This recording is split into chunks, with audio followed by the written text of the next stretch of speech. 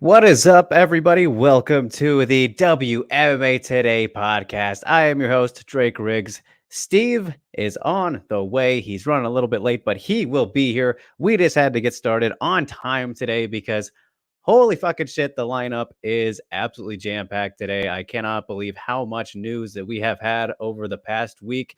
So many surprises, so many different things from all over the place. So there's a lot going on in this episode, along with your typical recaps and previews, as we always provide you. Comments, questions, concerns, always available. But you guys, we got to get right into things. I don't want to be here all night. I mean, as much as I love hanging out, but there is just so much to get into. Appreciate you all so much. Don't forget to like, share, subscribe, hit that notification bell. And yeah, you're here on the scrap. Appreciate you. Give us the follows, all that stuff, and a little bit of news as well. We're gonna be going to Anchor, not fully, but going to be uploading audio only podcast to Anchor. That is now in the description. We'll start with this episode, number 70. So, what better way to, a little late to have an audio only version, but hey, better late than never, right? So, I will be doing that now. They just won't be live, obviously. So, if you missed the show and you're on the go and you want to listen only, you can do that now on Anchor and I believe Spotify. And I think Anchor goes everywhere. I'm not totally sure, still figuring it out, but it looks like a good platform for podcasts. So we have that going on now as well. So, as I said, so much to get into. Great to see you, Jimmy. Yes, gonna be a wild one, my friend. James, my favorite WMA podcast. Oh my goodness, nothing else compares. I appreciate you so much, sir. Mr. Lee, good to see you. Rue, what is the only audio only option for? Just to spread out the podcast, man. Just to have some more options, really, for Anchor, if that's what you meant specifically. But yeah, just trying to get it out there more. I saw some people or somebody brought it up to me that maybe we should have a audio only version, in case of those kind of things. So, you know, it is what it is. So nothing's changing here on YouTube. Still going to be here every Monday. We're just adding that option for you in the description below, as you can see. So it will be there. And exactly, Rain. That's exactly what I'm meaning. So now you can listen while driving if you miss the show live or don't stay for the whole thing. Because as I said, we can be pretty long sometimes, that kind of thing. So that's pretty much the whole point of it. Good to see you, Alex. Everybody is here. I'm so happy to see everybody here except for Steve, who's on the way, just a little late because there is so much to get into. As I said, mainly the news. I'm very excited to talk about a lot of it. So let's get right into this show. We're going to kick things off with the Bellator 267 recap. We had 3 fights. Not really a lot to talk about with these, but we got to talk about them because that's what we fucking do here. Good to see you as well, Ghost. Thank you for joining, man. A whole lot to get into. So we're going to kick things off, though. Cherapenko gets the job done against Katarina Dalista via first round submission, an armbar at 245. Mentioned this fight last week as there were 2 prospect battles on Bellator 267. Penko and Dalista being the strawweight fight, which is always weird when Bellator does these kind of things because they don't have a strawweight division or an atomweight division. But here we are. Penko gets the job done. Very nice stuff there. And honestly, this is the case with both of these fights. So I'm kind of going to preface for the next one we're about to talk about. But there wasn't much to these fights outside the finish. So in this one, Penko gets put up against the cage and she pulls guard pretty much. I mean, the fence was there, so it was kind of like, she pulled guard. That's what she did. And they ended up in guard. And obviously, that's what happens when you pull guard. So then she begins working for an armbar, eventually works for it, gets a hold of it. Dalista goes for a slam. Not a good idea. Penko hangs on. Beautiful stuff. Works and gets the tap. So a much needed win for her as she snaps a losing streak. So that was that was a very fine win. It's always good to get a finish like that, especially in that position. So good for Cherapenko. She is still young and on the rise.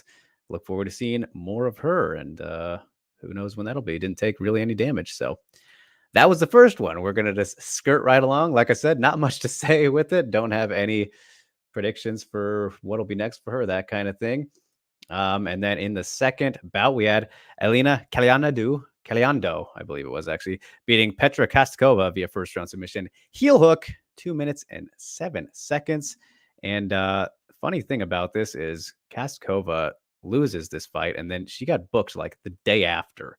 That is not on the news lineup because there's more important things to talk about. No offense to Miss Kostkova, but just how it is. So she got booked for a fight immediately after this loss. She was probably booked for it during this fight, actually. That's how quickly she got another fight to turn around to. But loses via heel hook. Similar situation with Penko and Delista. Nothing, not really anything notable happened until they went to the ground. And yeah, Elena gets her first Bellator win after losing all 4 of her previous Bellator fights and being undefeated on the regional scene outside of Bellator.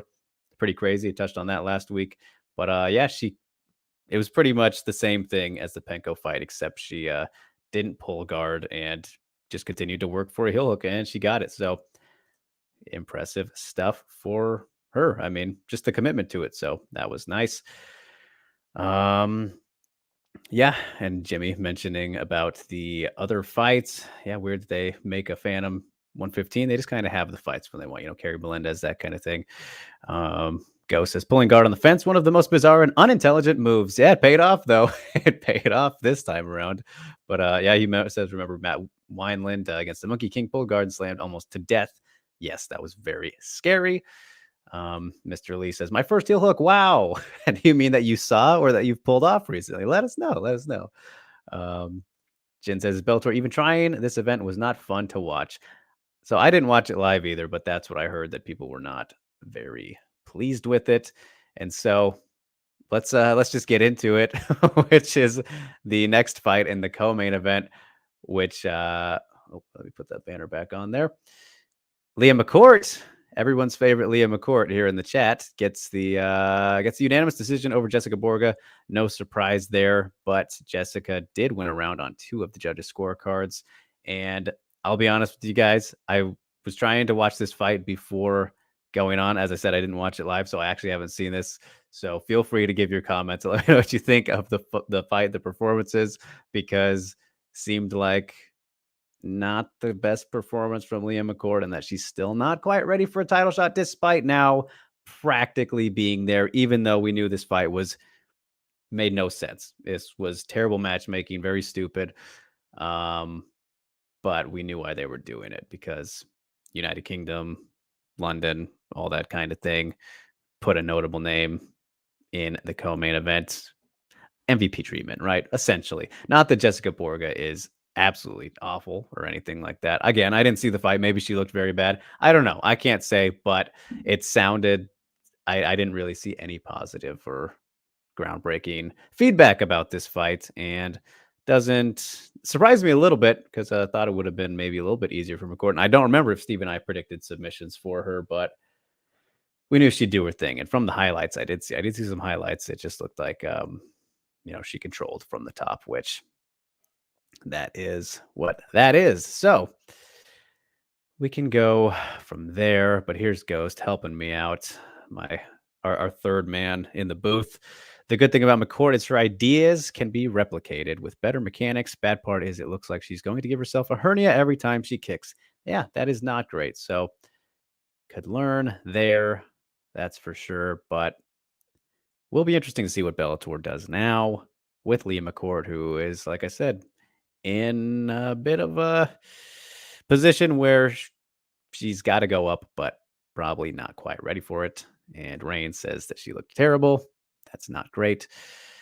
It is what it is. It is what it is, I guess. So we can move right along from that. You guys don't need to take too much time there. As I said, we have plenty to get into and more exciting things to talk about, perhaps. So that was Bellator 267, though. If you didn't see the first 2 fights and performances that we talked about, Penko's win and Elena's win, go ahead and watch them. They are not long at all. 245 for Penko's submission, and then 207 for Elena. They were just nice and fine. Worth checking out, I would say. Very quick.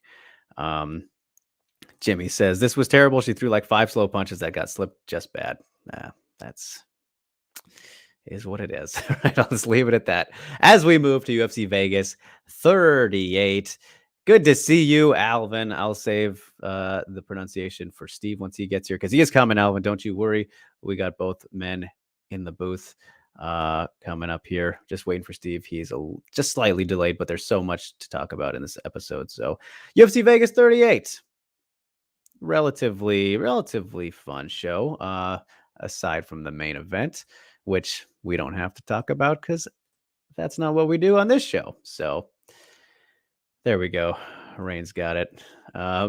So we'll kick things off here with a rather bizarre one, which was here. Let me do this. Always a little bit more difficult when I'm by myself because I'm doing everything, but that's all right. We had at bantamweight Stephanie Egger getting her first UFC win by defeating Shanna Young via second round TKO with a single elbow strike at 222. So I think that this was kind of the performance that I expected to see out of Egger in her UFC debut against Tracy Cortez. Obviously, did not at all go that way for her. This wasn't an amazing performance or anything like that, but it was obviously much better. She looked pretty solid, for the most part. Striking defense bothered me a little bit in some exchanges, but other than that, looked just fine. Looked as we should kind of expect her to against a Shanna Young. So this was just fine. I guess we'll leave it at that. Nothing crazy, nothing awful. But clearly, that stoppage was very interesting. Stoppage was very interesting to say the least. Very weird case because when this first happened, I was kind of like, all right. She clearly turns over like she did not want to continue. Shanna Young, only one strike. Didn't even Egger was getting up off of her and it stopped. This was a very bizarre stoppage to me, but at the same time, she looked like she didn't want to fight anymore. She did not complain about it. She got fucking cracked by that elbow. But then you look at some of the other fights that we saw, on the card. I mean, you can even look at one we're going to talk about later. Casey O'Neal's win gave Antonina plenty of time there. She took some hard shots. We'll get into that. But I don't know. I'm still not quite sure how I feel about this. When the fighter doesn't complain about it, that makes me think, all right, I guess I'm not going to be too mad about it. And that was the case here with Shanna Young, who didn't have anything to say about it that I saw anyways. She seemed like it was all right. But yes, Ghost, I completely agree. Elbows, gotta love it. And also Ghost mentions I thought it was pretty fair compared to the weird Kevin Holland one. There was some just weirdness with the card. That's for sure. Yep.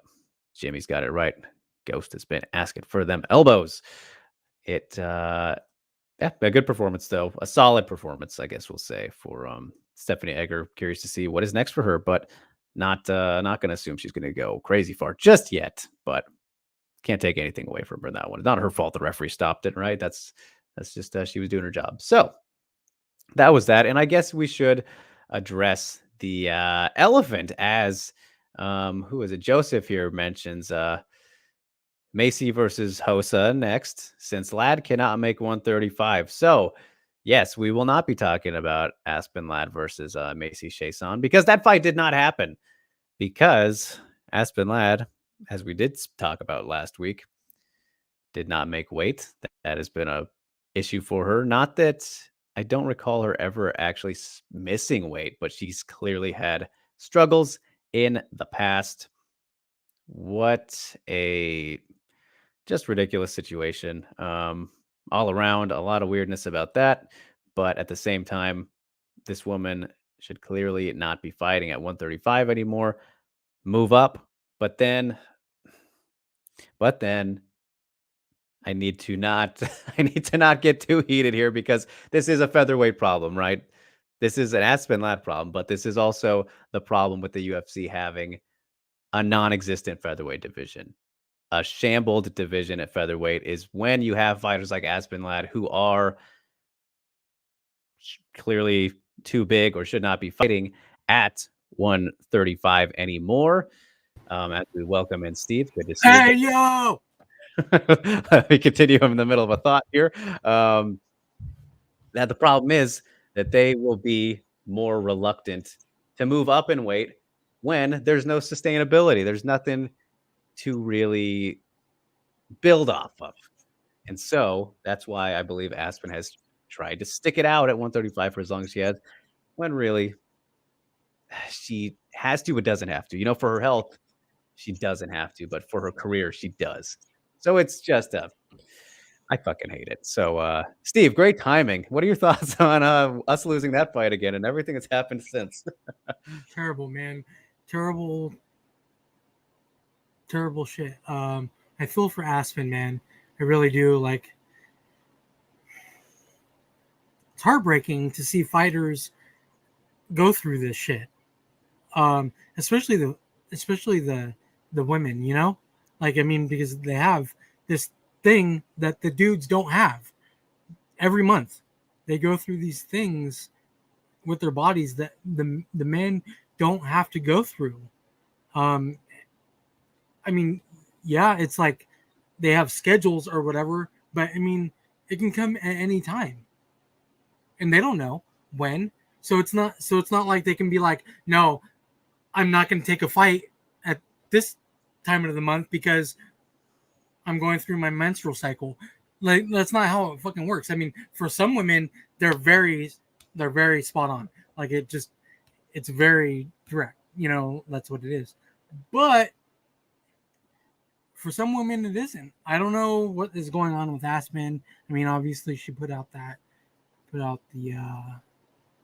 her post or whatever, but she feels bad. Obviously, clearly. I mean, any fighter will feel bad for missing weight, and I mean, Aspen has had troubles on the scale before.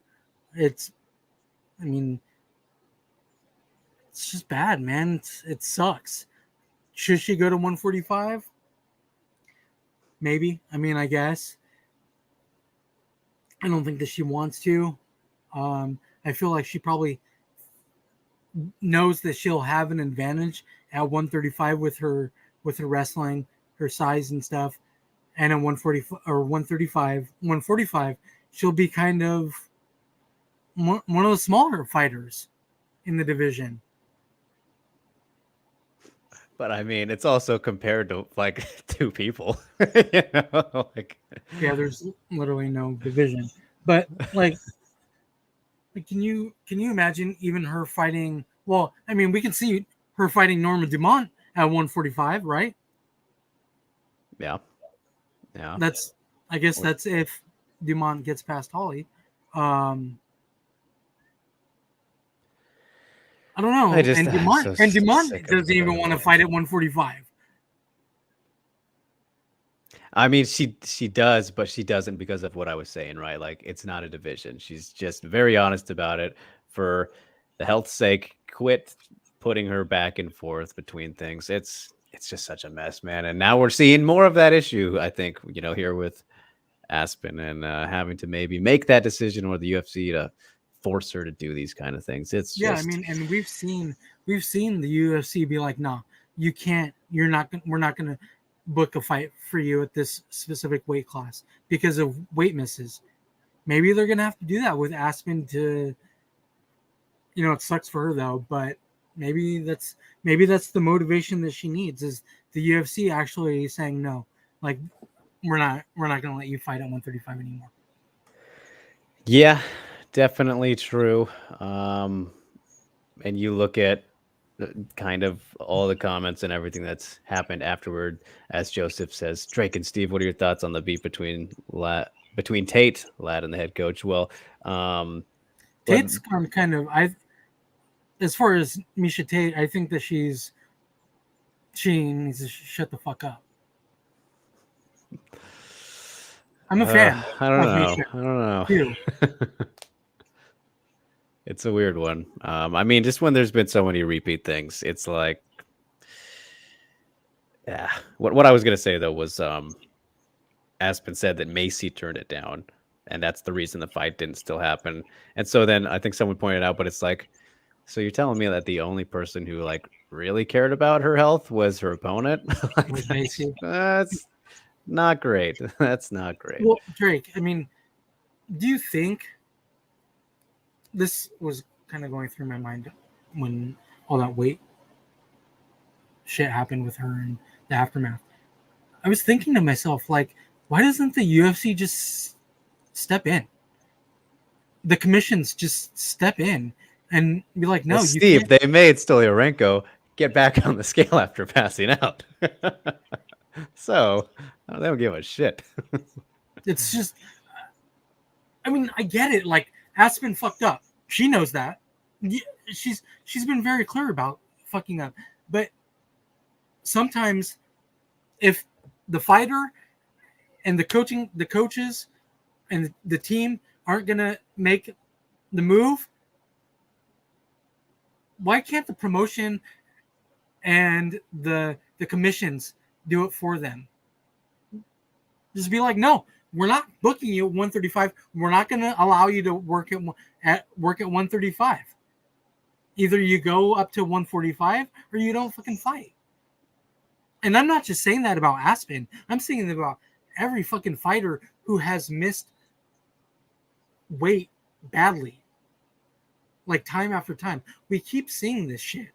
We keep seeing it. It happens a lot. Honestly. We don't see it with Bellator very often. We don't. We see it in the UFC a lot more. And the UFC is the best promotion in the world. Well, fucking do things about it. Like, act like the best fucking promotion in the world. Yeah.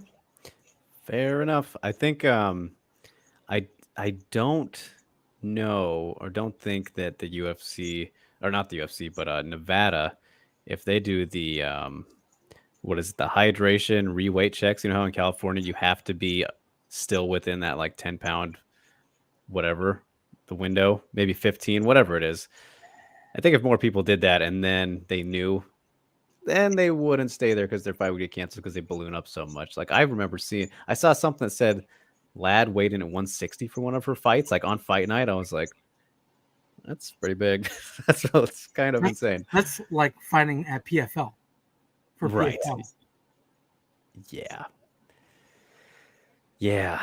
So I don't know, man. Like it sucks. Yanabin is responsible for most of those. To be fair, Stamina got jokes today. You're good to see you. Poor Yanabin. Oh, this is what it was. Yeah, Jimmy says Aspen Ladd against GDR balloon up to 165. Yeah, the GDR thing was very, very bad, and I think Jimmy is saying. I think that it has happened. That has happened before with this same fighter. So that's going to stick in people's minds. They're going to go right back to that. Like if Aspen hadn't missed weight once already, this would be just like a, she missed weight and type of thing and move on maybe, Right. But since it's happened already, she's kind of being already, people are already focusing on her weight very as she's going to the scale. Like everybody's watching her go to the scale now. Every single person who tunes in to the early weigh-ins and stuff like that, because there's a lot of people that are interested in that kind of shit. They're tuning in to Aspen Ladd now. If she can make weight or if she can't, that's terrible. You don't want that. No, you don't. As a fighter, you don't want that shit. And again, okay, going back to what James said, Jim West kept bragging the last month that Ladd was in the best shape of her life and that her weight was the lowest it's ever been. Not good. No, it's not. It's a terrible look. I don't know if she needs to just scrap MMA Gold and go somewhere else. Go to Team Alpha Male. I don't know if they'll have her because she's only maybe an hour away, if even that, away from Team Alpha Male. That's a big gym, man. That's a massive gym, and they got their shit right there. Uriah Faber and those boys can help her. I don't know if she wants to do that though because she's in a relationship with Jim West, right? So I didn't know that, but apparently, yeah, right. that's apparently the case. So I don't see that happening. To be honest, to be honest, the best thing for her would be to just leave and go to a gym that things don't happen at, like Syndicate, right? Like she would fit in perfect as Syndicate. Yeah, plenty of ladies there, nice Right. and disciplined. Yep. That's the thing. Yeah, I But mean, I don't honestly, I don't think that that's ever going to happen because she's so in love with that gym and I guess her coach and being up in the mountains, the California foothills up in the mountains, which are beautiful. Takes her dogs out there. She has this amazing Toyota 4Runner. She goes four-wheeling and shit. Like, dude, she's doing her thing out in Northern California, out here. She lives much further up in Northern California than I do. She lives about an hour and a half away from me, up in the foothills, up in the mountains, basically, of the Sierra Nevadas. So I don't know, man. Like it's just a bad fucking situation for that girl. Like I genuinely feel bad. I do, and I feel horrible for Macy. Horrible for Macy. That's another thing that people are not talking about. Like they're uber focused on Aspen and what she has done, but Macy's going through it, bro. Macy's going through the same shit. She fucking did her job, right? She did her job. She made weight. She was on point. She did her fucking job. She was there to fight. And unfortunately, it didn't fucking work out again. They need to scrap this whole fight with Aspen again. It's not fair to Macy. It's not fair to Macy. Yeah. Yep.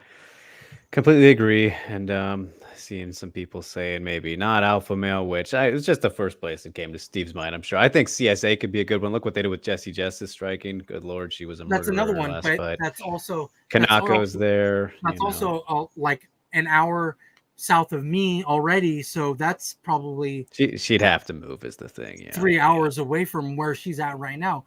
That's not driving distance. That's for damn sure. CSA would be a great gym for her to go to, but is she gonna make that move? Is she emotionally available to make that move that a lot of fighters do? I don't know. Time will tell. Time will tell, but we can continue on with the fights that actually did happen. Steve, so you came just in time for a fight that I know you were happy about. So here we are. I'll let you take it away, my friend. Yes. Carol Rosa beat the human cockroach. Betche, as Daniel Cormier kept calling her, Betche Correia by a fucking ass whooping, man. As you can see there on the bottom, one judge gave Carol a 30-26. Had to be round two. I was very close to doing that as well. Very, very close. But I ultimately didn't. Hossa put it on Betche, or whatever the fuck Daniel Cormier was calling her. Yeah. Amazing fight for Hossa. She is what we thought she was, Drake. She's fucking phenomenal. She's a very good fighter, right? Yes, she is. I just wish she would have finished this fight. Yeah, but again, Betche is very fucking tough, right? Like this is the problem. She's fucking hard to put down. Cucaracha. It's yeah, I mean, this was I think both that this fight would be a little bit more dominant for Carol. We both predicted finishes, but she did exactly what was expected of her out there. She was never in any trouble whatsoever. I mean, Betch also missed weight. We should point that out. Ridiculous that she again missed weight for her fucking last fight, but oh well, that is what it is. And we'll see if it's her last fight. Still not totally sold on that. She didn't put her fucking. She took off her gloves and didn't put them down. That was pretty hilarious. I was like, put the gloves down. I was literally talking out loud. Put the fucking gloves down. Put them down. Put them down. Put them down. God damn it. She's walking out of the cage with the fucking gloves in her hands. Fuck. That means we're going to have to look at her ass again. Like literally what I was thinking in my head, saying out loud as I was watching the fight. Or as I was watching her fucking walk her cockroach ass out the cage.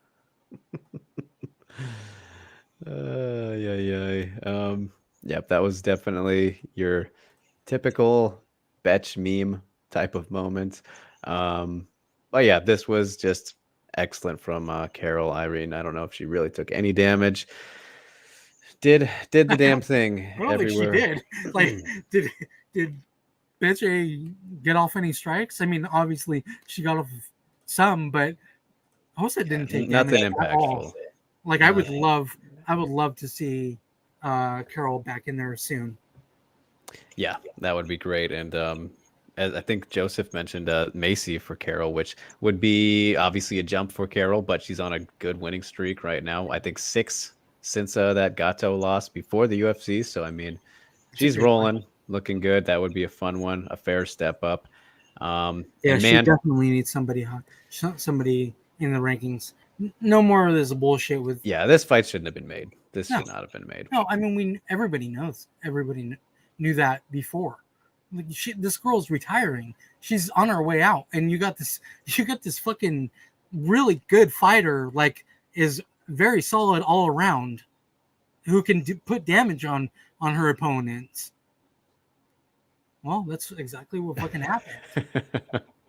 Yep, that it is. And before we move on, Steve, I just want to say, how absolutely annoyed were you with the kind of overselling and hype and praise for Betch? Because I like when a fighter gets some love when they deserve it, but if we're going to be totally honest, it was way overdone in this case and not so deserved calling.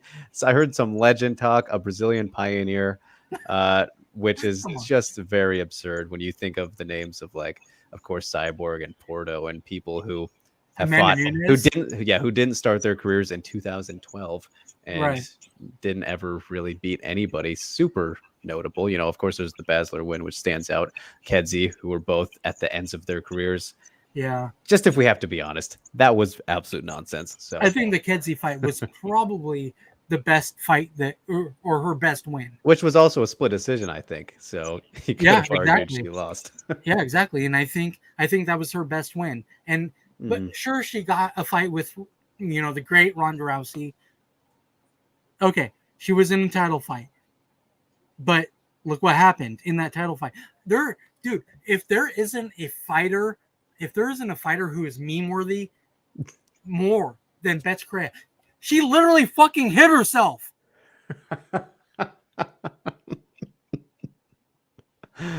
That's one of my favorite gifs from the Renault fight. For those of you who don't know, she caught ate a head kick, but her arm got caught on it. Leg came down and she fucking smacked herself. That was so funny. Literally fucking hit herself and like knocked herself back. Like, what the fuck? This bitch is in fucking UFC. Worse than Tyson Fury when he punched himself. Tyson Fury, yeah. Well, the thing is, he's made people forget about that. Exactly. He's actually a really good boxer, whereas moving on, Betch Correa isn't really like a great.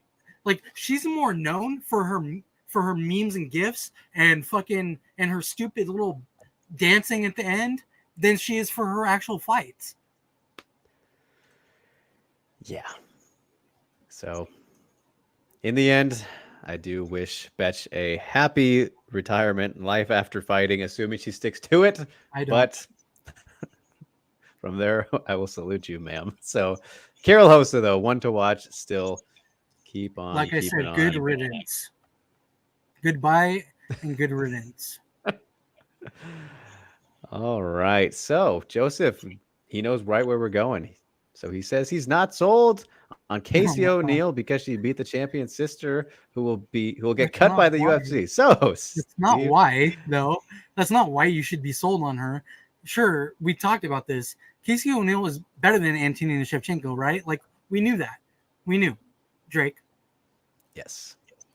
And Antonina is not an MMA fighter. Probably shouldn't have been in the UFC anyway. She's a Muay Thai champion, right? She's Muay Thai. She's only in the UFC because of her sister, who is a phenomenal champion in the UFC. It's apples and oranges with those two. There's nothing fucking similar to their MMA game with them. They're sisters. They don't even look alike. Okay, so I feel like this is too harsh of criticism, especially in hindsight, because I mean, maybe she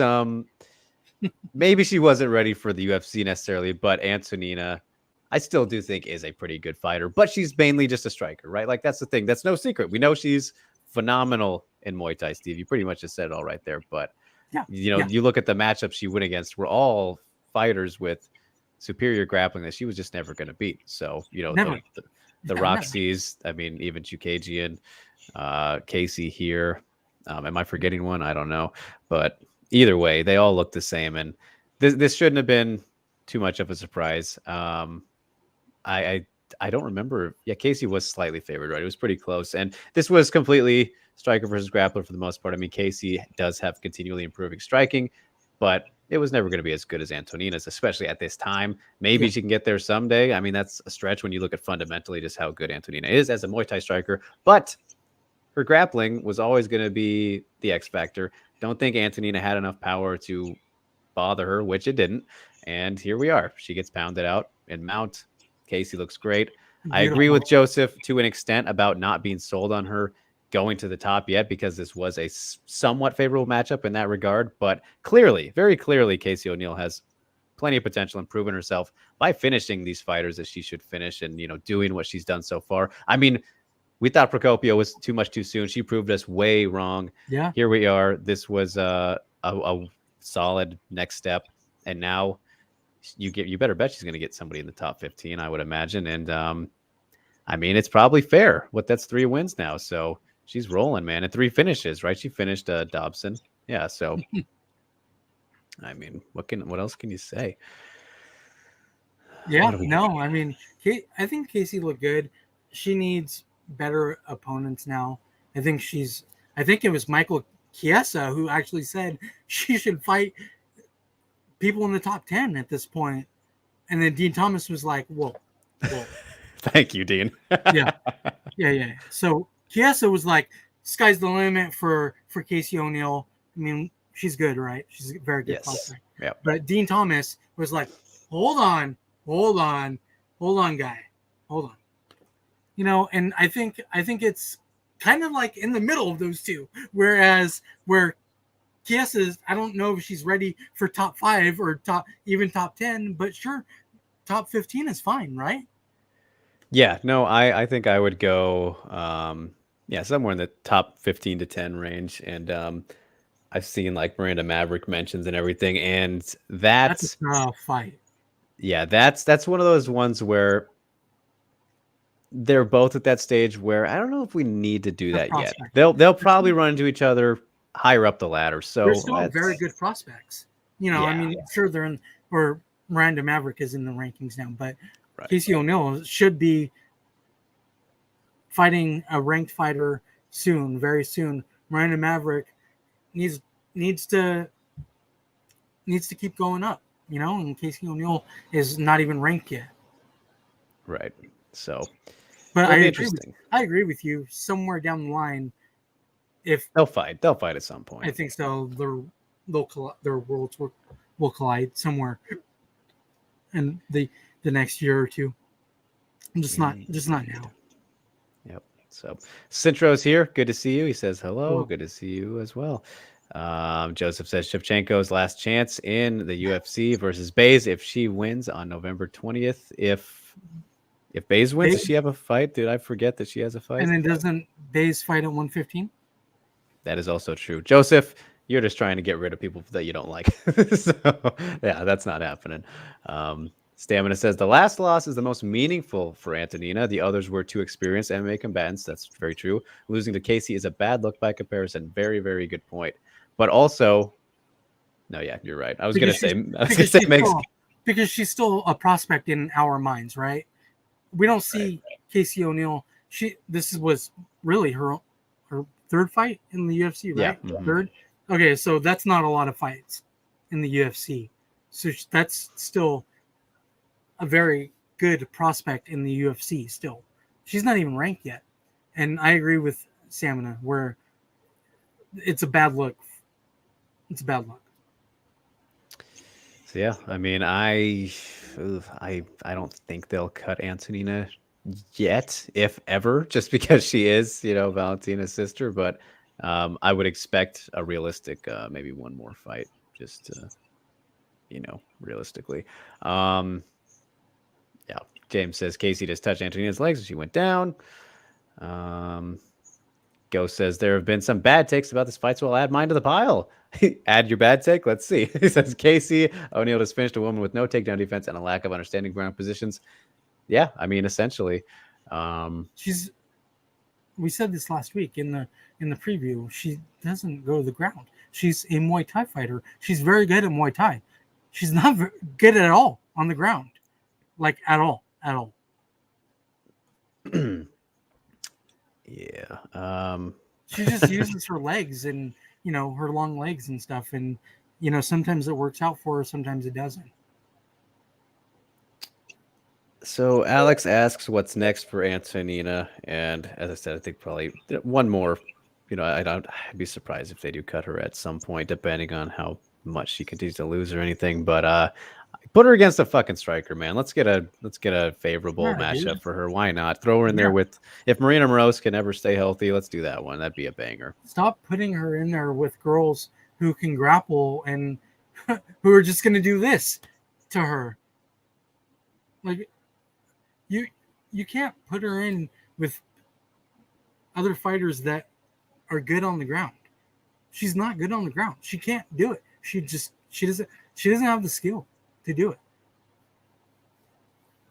Yeah.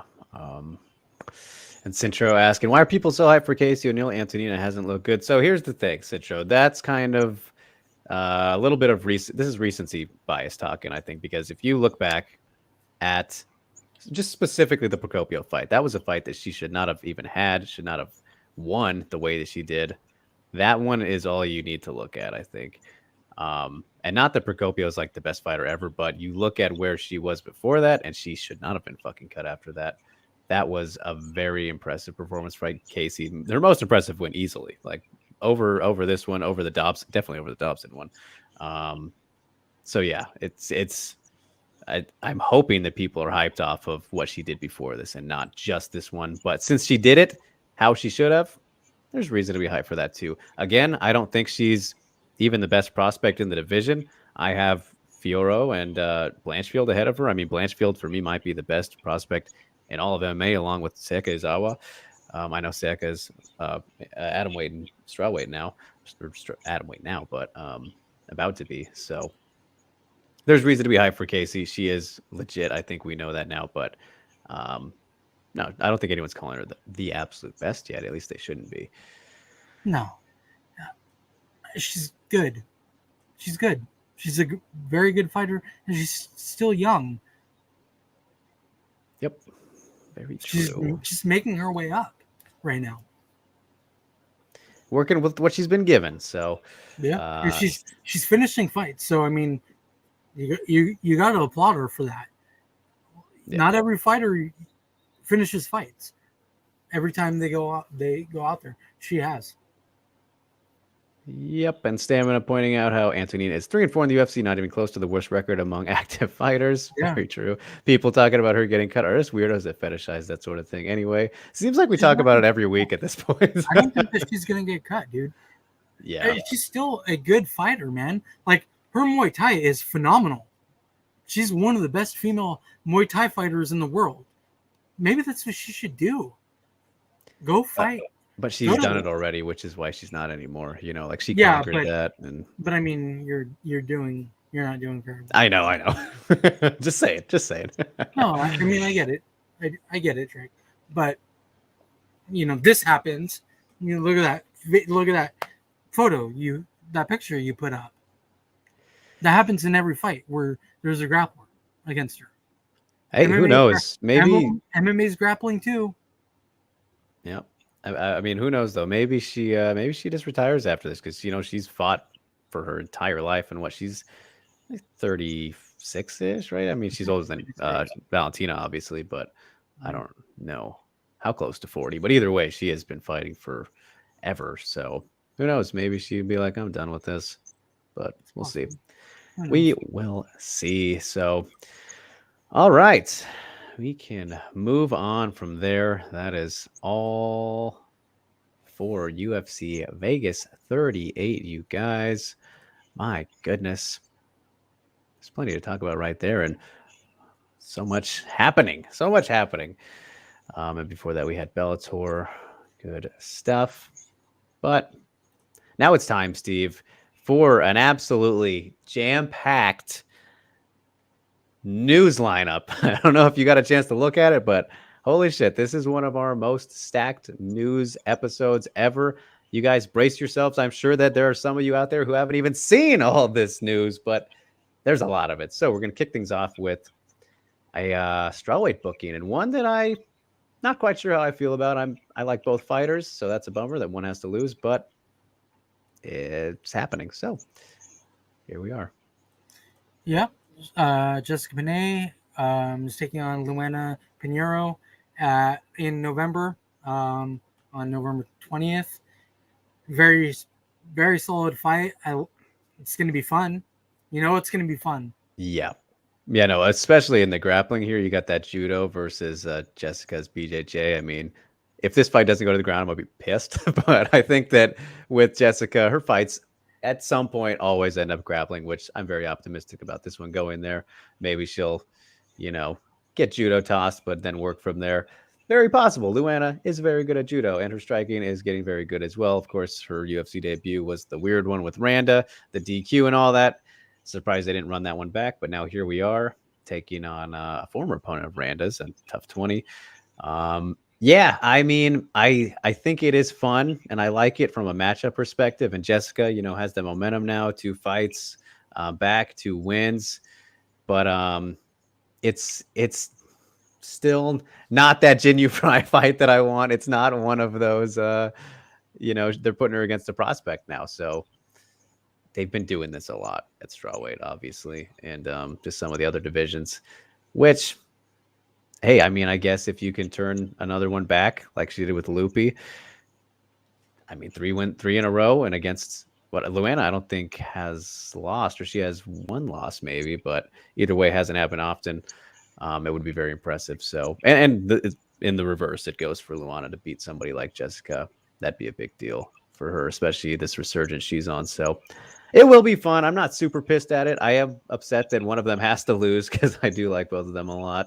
But I don't know. I didn't expect it. I wasn't thinking that this would be the fight that would happen next. So, but it's a good fight. Yeah, stylistically, it should be quite good. Stylistically, it should be fun. Yeah, give me that grappling all day. So, yeah. All right. First order of business out of the way. Now, Steve, we get to what I believe is probably the conspiracy shenanigans of the week. Everybody in the comments, get ready as we dive into this. A whole lot of interestingness. I'm making up a word here. I believe it's a conspiracy. So tell me your thoughts, Steve. Yeah. So Ham is out of the semifinal bout against Stamp Fairtex. Julie Mazzo Barba is in. They're going to fight each other, I guess. I don't know. It's weird. So, yeah. So Ham is apparently injured out of the Grand Prix now. Massive fucking bummer. She was going to win that thing. Julie, the alternate, steps in to take on Stamp now. And Denise, they were going to make her fight Julie for the alternate spot, even though Julie already won against Mei Yamaguchi. But now, Steve, after all the bullshit fake controversy of overturning potentially Ham versus Denise, Now, Denise versus Ham 2 is in the works for 1X on December 5th. This smells like bullshit to me. I mean, I think Ham did post something, so maybe she did have an actual injury. But for them to set it up this quickly, I'm like, it smells real fit. Just how is she out of the Grand Prix?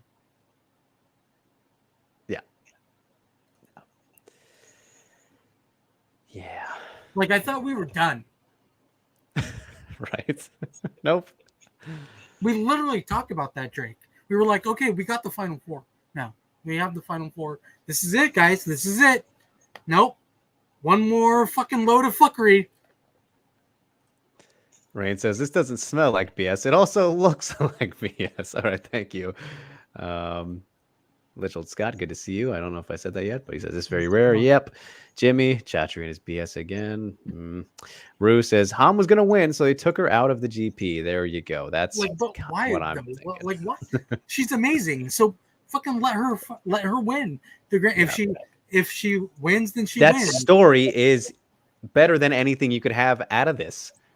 They just didn't want one of the greatest fighters of all time goes through, wins this tournament, and then takes on your champion who has never lost it in this division. Like, that's literally the best outcome and the most realistic one. It's just so weird. And then the fact to book her so quickly for that rematch when there was all this fake controversy, my God. Like, if they would have wait on that, you could have done it still, but to do it practically immediately after announcing that she's out of it, it's like, what the fuck? I don't know. I got very strange vibes about this, and I'm glad to see everyone else seems to have as well.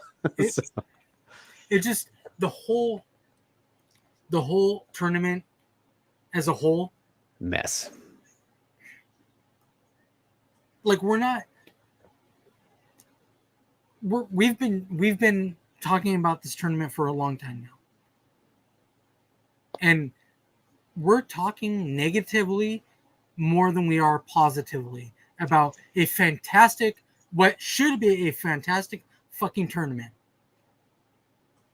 We're talking a lot more negatively than we are positively about a tournament. It's terrible. It fucking sucks. This shouldn't be happening. Nope, it should not. But my goodness, it is. That's the greatest way to put it. Yeah, there's been just way more WTFs than cheers and positivity. And Mr. Lee says, where is this tournament? It is in Singapore. One championship, doing all their stuff in Singapore. The next fights will go down on what I think I put it on the ticker there, October 29th. Stamp versus Mezzabarba, and then on the other side, Ritu Fogat versus Itsuki Hirata. Still good matchups. I think Julie and Stamp is a really fun matchup, but I mean, Ham being out of this is such a bummer, and then to just fucking they want Denise to get that win back so badly. It just puts a really bad look on what should be a great tournament, man. Yep. Like, why? Go ahead. Unlike the Casey O'Neill stuff, anything we say about this Grand Prix is a good take considering the nonsense that's going on. Yeah. I'm over it now. I just want the fights to happen at this point. But now that Ham's out, it's like, why are we gonna watch? I mean, it's great. Ritu's in there. Ritu's still in there. That's cool. That's going to be a really good fight, obviously. But well, you know what even makes it even more absurd, Steve, is the fact that, as absurd looking as it is already, you put Ham and Zamboanga in the works for 1X on December 5th. Their big 10-year anniversary show. They haven't said this yet, but I can fucking promise you. I promise you they're going to put the finals on that card. The finals will be on that card. Why wouldn't you? Why wouldn't you at least try to make the Stamp, Mezzabarba winner, and Itsuki and Ritu winner fight on that card, which happens to be the same card Ham's going to still fight on? Get out of here with that, dude. It's ridiculous. Yeah, I mean, if that happens, then they're We gonna should get make a bet on this. You they're guys gonna get a hold lot me of to it. they'll get a lot of blowback if that happens. I can't take it anymore. They already do. Yeah. For many reasons. One, it's a lot of pushback from fans and who pay attention to MMA. You know, the whole world of MMA, not just the UFC. A lot of fans, you know, the weight cutting thing. Oh yeah, it's been a rough year for one, and the criticisms have really been. They're asking for it. They offer it like this. I think this is like their own doing at this point. Yeah, no doubt about that. Why do you keep juggling things around? Like throwing a dart at something and seeing if it sticks and going with that. Like why? You had the perfect finale to the tournament. You had the final four. Yep. Okay, so if Ham is really hurt though, then or injured or whatever is going on with her, then so be it. That's why you have an alternate. They had an alternate, right? But don't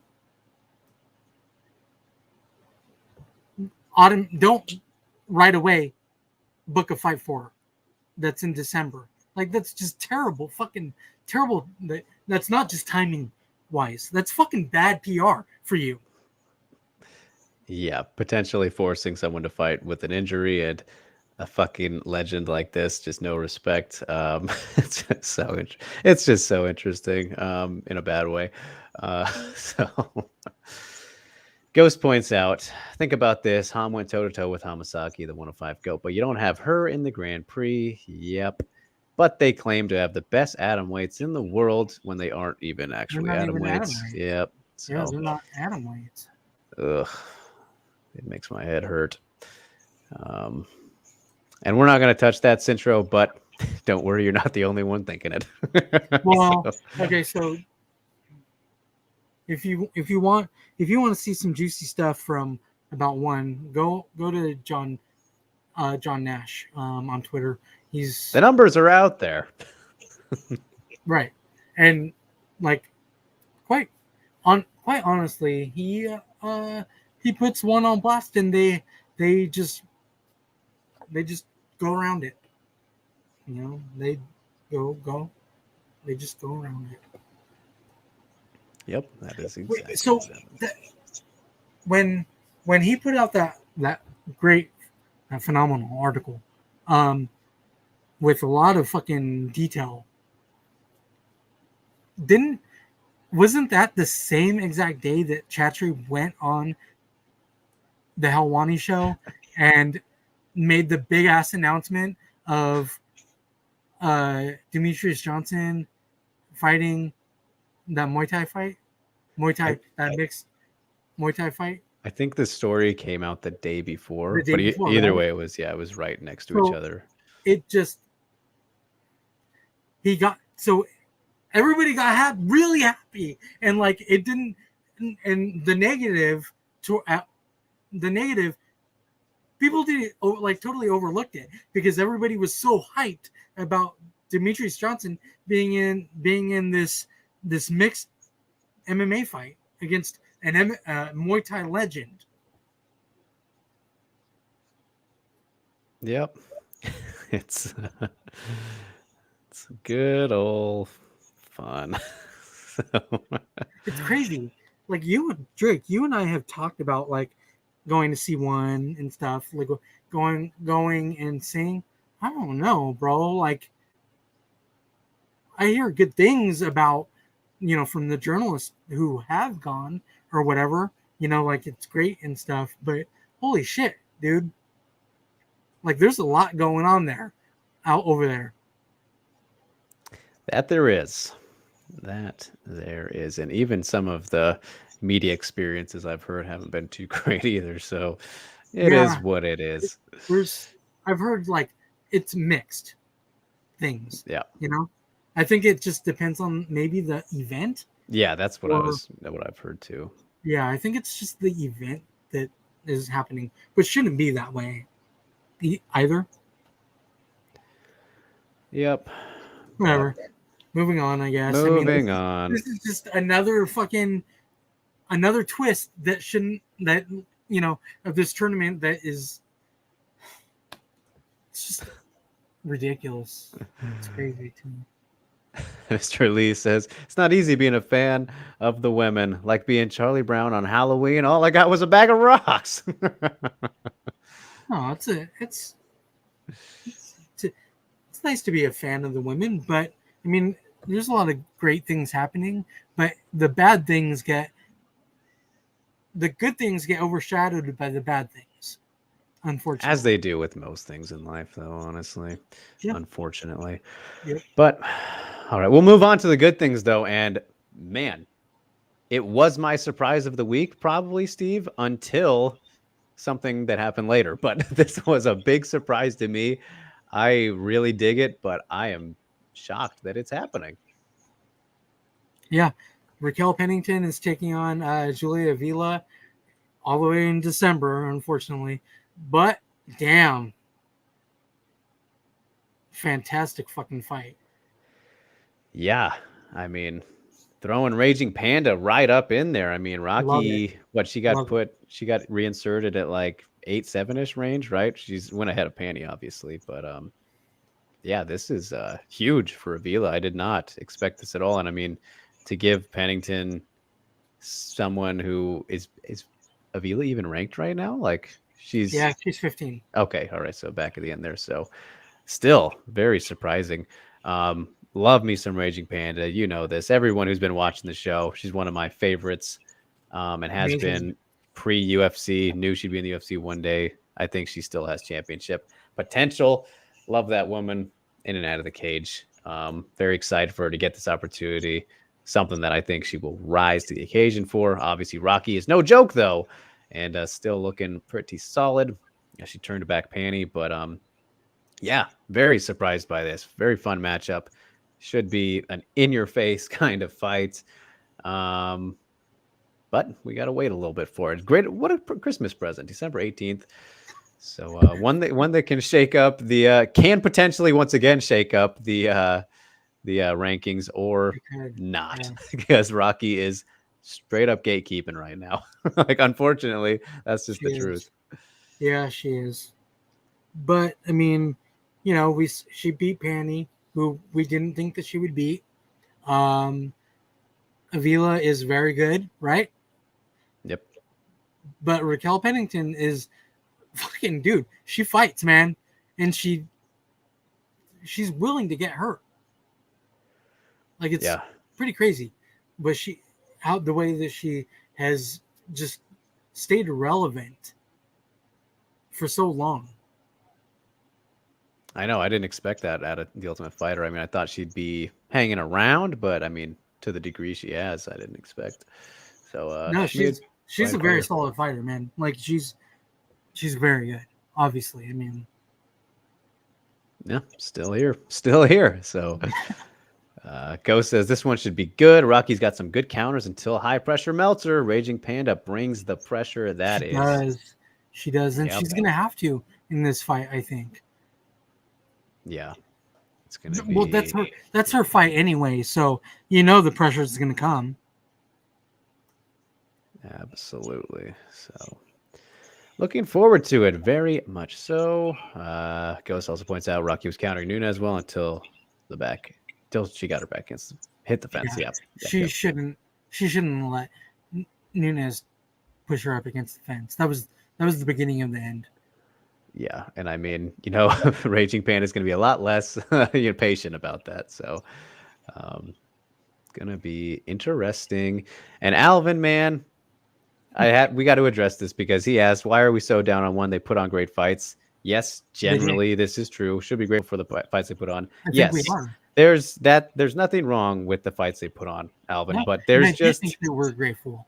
Yes, there's just when there's such a level of kind of things, and I'll just say things that you hear and maybe see behind closed doors, especially in this sport. And I've seen plenty at this stage in my career that it just really can bother you and kind of outweigh those good things sometimes to where Yeah. you just maybe don't feel as good about it anymore. And I mean, I feel that way about being a part of the media sometimes. There's a lot of things that you guys do not see that goes on behind the scenes, and it just is a little tough to stomach sometimes. And with one, they don't make it very what's the word?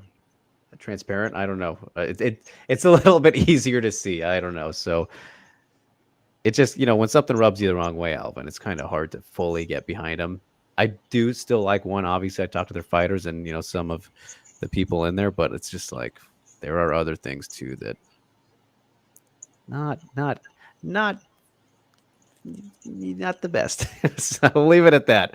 So Yeah. and that goes with many promotions. Obviously, we've knocked the UFC all the time. Yada All the yada. time. Everyone has it, but like some are obviously worse than others and everything. Not to say that's the case here, but if that's why we're being that way, that's why. So yeah. All right. Ghost final thought says, well, Rocky only knows how to back up in straight lines, but doesn't know how to exit on a 45-degree angle. All right. Break it down for us, man. This is JK. But all right. Moving on to half of this news was surprising to me, but the other half not so much. So many surprises this week in the news, Steve. As I was down in Fort Lauderdale when this was announced live for the PFL, they have a new big fish in town. Julia Budd signed with the PFL. She'll be making her debut against Caitlin Young. We talked about this, Drake. We thought this was a possibility for her. I was very, very big on it. I didn't want to see her go to the UFC. And I'm happy that she's going to the PFL. I think the PFL needs better fighters, quite honestly. And Julia Budd is a very great fighter. Former champion, one of the best at 145 ever. How will she do with that added 10 pounds on? I don't know. It's going to be fun to watch, though. Yeah. I mean, we knew, and I still feel like it's a similar case with Kayla potentially going to the UFC. Like, you gotta negotiate for that immediate title fight. Like that's all that's there for you. Nothing else makes sense. What Julia Budd's gonna come in and face Danielle Wolf? Get the fuck out of here. Like we know her last fight never should have happened, even though it ended up being way more competitive and she arguably lost. But Yeah. weird night, weird circumstances. This was the only other option outside of Bellator. She wasn't gonna go back to Invicta. No way. It was PFL or Bellator. At this stage in her career, if the UFC is not going to give her that Nunes rematch, which would be pretty cool to see. And I mean, Nunes is tied up with bantamweight stuff now. So it's like, it just wasn't going to work out, dude. It just wasn't going to work out. And No. obviously didn't. So for her to go to PFL, potential to make some big time cash, great for her. I mean, she is older. She's about 37, 38, right? And had a great career. Has fought mostly everyone she can at featherweight, and we'd love to see that Kayla fight. That is one that we have talked about and would be good for Kayla more so than anything, but we'll see what happens on this same date, October 27th, and then what happens afterwards. Well, yeah, I didn't expect her to get the debut against Caitlin Young either, though. I mean, goodness, we got two OGs going at it. So that's very fun. I mean, if you want to talk about good fighters in this made-up lightweight division, Steve, Caitlin Young right there. So I'm very much looking forward to this matchup and was bummed that we missed out on Caitlin against Magnatkina. So good for her to get back in. And on the finals, managed to get on that card. So Is this the same card that Clarissa Shields is on too? Yeah, they're all stacking it up. This will be a good one. What a great card that's going to be for us to talk about and to watch. With Kayla Harrison, with Julia Budd, with Clarissa Shields' second MMA fight. Hopefully it's all main card fights. Right. Just make it one big evening. I mean, I doubt they'll do that because the title fights are all 5 rounds, so that would make that's things true. very long. They can't have that shit pacing though. They got to speed shit up for this Oh my card. goodness, the pacing is horrid.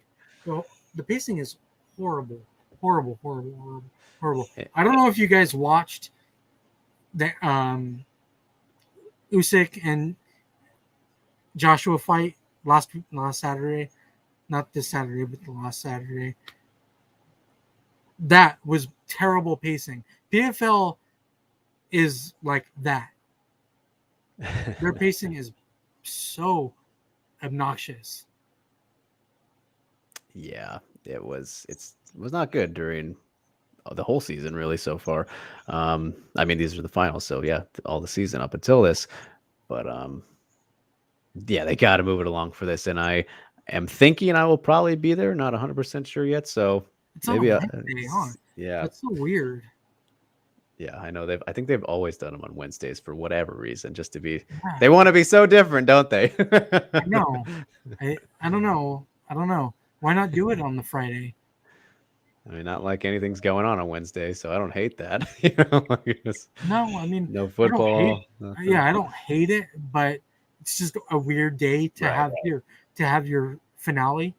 It's weird for the fighters more than anything. I think it's like, oh, okay, the weigh-in on a Tuesday, but either way. Yeah.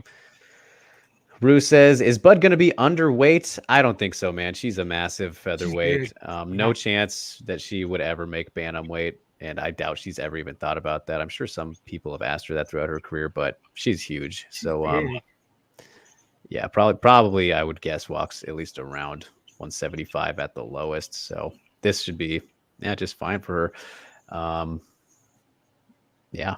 Then Ghost says, so Kayla is in the same position as my hypothetical 16-0 strawweight from the Twitter mailbag from Conor McGregor fight week. Bollocks. I don't know if I'd say that, Ghost, because that fighter had beat so many legends, so many goats, which is not the case. The fighter beat literally everybody. Every time you bring this hypothetical fighter up, Ghost, no one ever compares. So stop it. Stop comparing. But Alvin says, thank you, Mr. Riggs, for explaining. I understand about the one stuff. I just think it's always good to find something positive, even when there's a lot of negativity, so we can enjoy the fighters that put it on the line. And that's why we love you, my friend. But, you know. That's also why we love the sport. A lot of people don't even pay attention to anything other than the fights themselves, which is great. I think that's a great way to look at this shitty ass sport. Yes, could not agree more, because there is definitely a lot of things that are not so great. And Alvin giving me the plugs for me. He says, gentlemen of the chat, I implore you to watch Mr. Riggs' interviews with Ms. Harrison and Ms. Shields. I appreciate you greatly, sir. Yes, those are out now. Both of those for bjpen.com and on my YouTube channel, youtube.com/Drake Riggs. Kayla Harrison and Clarissa Shields, both very, very fun to speak with. Kayla becoming one of my favorite fighters to talk to. Her personality gets me every time. We always have fun chatting. And some more coming that day. Yes, she's very fun, very silly. So. Yeah. And Clarissa was fun as well. So yeah, check those out, you guys. But Ghost says, but you guys said title shot for Kayla. The answer you guys have for okay. All right, I see now what you're meaning. In that sense, yes, but different situations though, because the UFC featherweight division isn't a thing. Like the strawweight division, as you mentioned, the strawweight, a little bit different there, Ghost. But I get what you're meaning now. Okay, that's fairer, more fair. But all right, yeah. So look forward to Julia Budd versus Caitlin Young. Who would have thought? On a Wednesday? On a Wednesday of all days. So that'll be fun. All right, you guys. Now, oh my God, the news just keeps getting better. I'm so excited and intrigued. I'm sure you guys will be too, as we get to some good old atomweight talk, some good old waves being made, Steve. Deep Jules, 105, and the microweight champion, Oshima, is going to fight in Ryzen against Kana Sakura. How about that? How about that, Steve? Did not expect this. I mean, been saying it. We knew that Oshima was going to be in Ryzen at some point. But against Some point. Asakura? But against Kana for her debut, my oh my, I did not expect that. You're throwing her right up there. And That's Oshima, respect. That's respect. yeah. Fresh off that atomweight title victory in the tournament, looked great there. Beat Park in the rematch, and then Hikaru Aono. Siri Oshima is fucking legit. This fight is going to be awesome. But that's this month too, guys. I know that's in a couple weeks, so we don't have to wait very long. But it's like, man, we're gonna find out if, because Oshima is gonna be in this elite tier of atomweights at some point. She's that good. But is this too soon? Like, we're gonna find out, because Kana, we know, is elite. She has proven herself. Like, I know what we think of Asakura, right? We think very highly of her. Yes. Is it going to be a tough fight? I think it probably will be a tough fight, but I don't know, man. Like, I can see it being just this really fun fight too. Oh, it's going to be all over the place, man. Oshima only knows pedal to the metal. She's foot on the gas, relentless, aggressive with her submissions. And they're both grapplers. Take Asakura down, though. That's the thing, is like, use her wrestling. Yeah. Like, I could see that case where maybe Kana is more reluctant to go to the ground because she's the better striker. She's not an incredible striker yet, but her striking has gotten very good. Oshima still has to work on hers a bit. But the grappling is where this fight will be nuts. Well, it would be nuts. And obviously size advantage will go to Kana. So we'll see how that plays out. But yeah, just imagine if they don't go to the ground. Yeah. And Rue, I mean, that's exactly what we're talking about right now. Do you guys consider this a throne to the wolf situation for Oshima? Like, on paper at right now, right this second, just looking at it, I think I would say so, just because Kana is like top 3, top 4, right? She's fucking up there.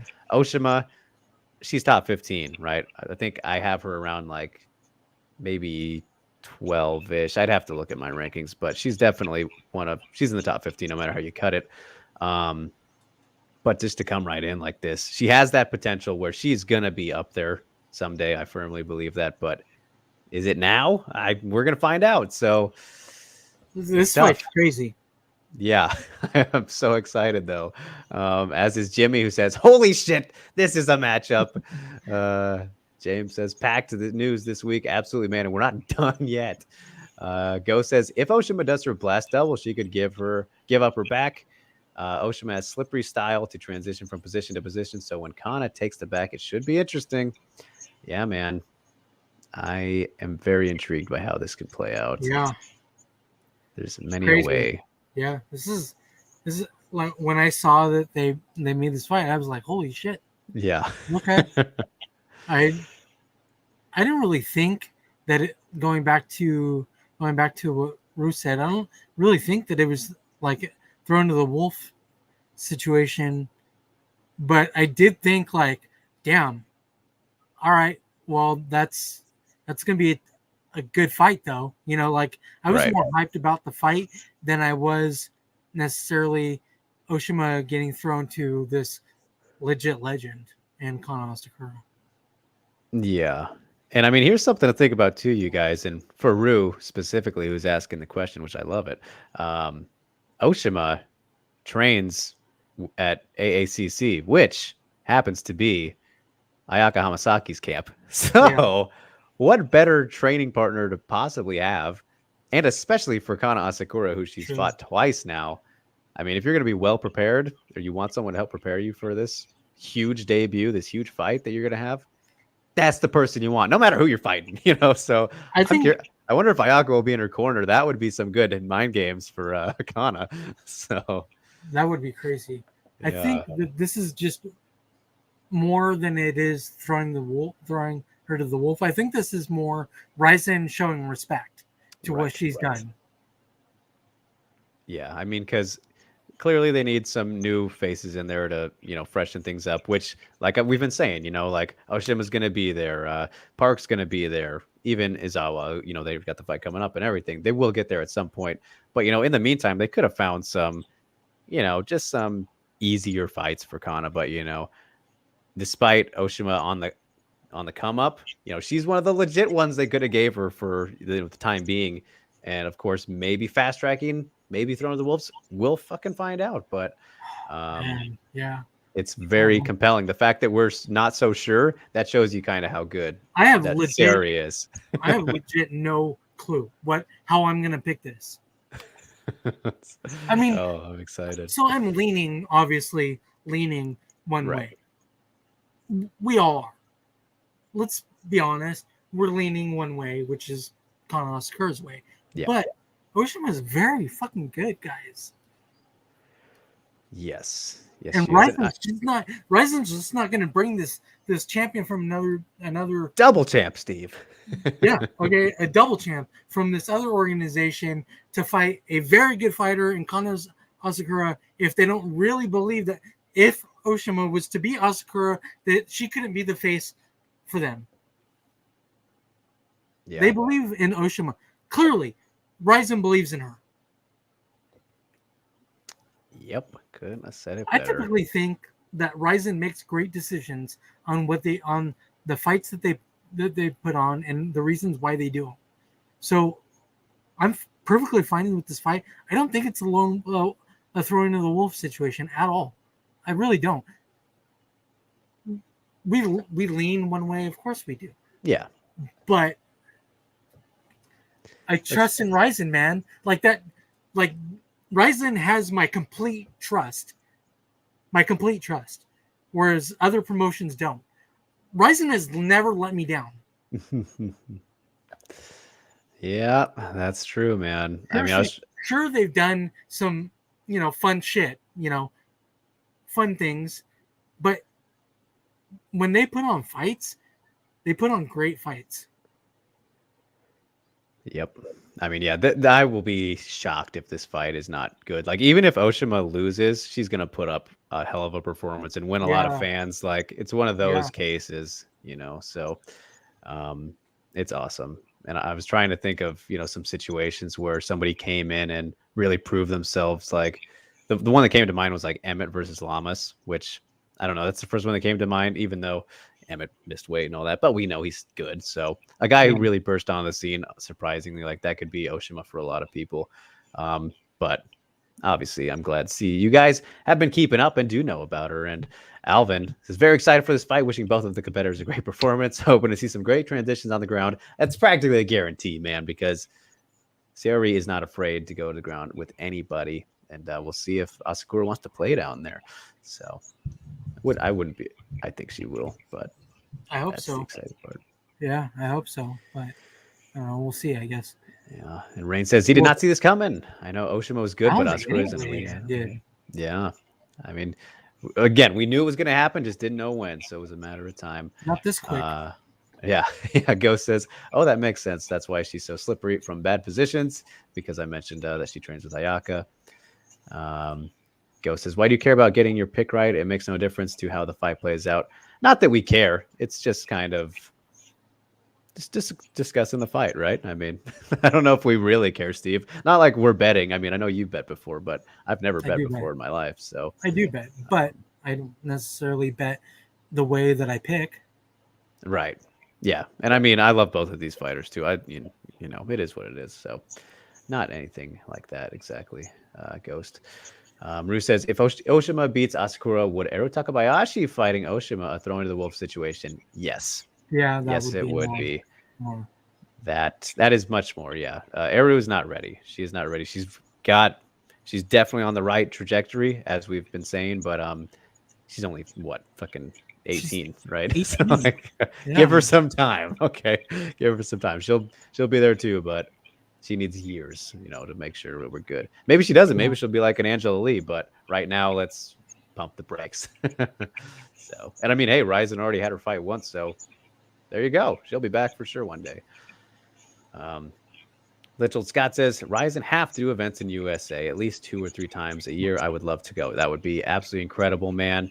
Not going to happen while the pandemic's still going, but I agree. It'd be amazing, make things, make some shows in the US like they did with Pride towards the end there.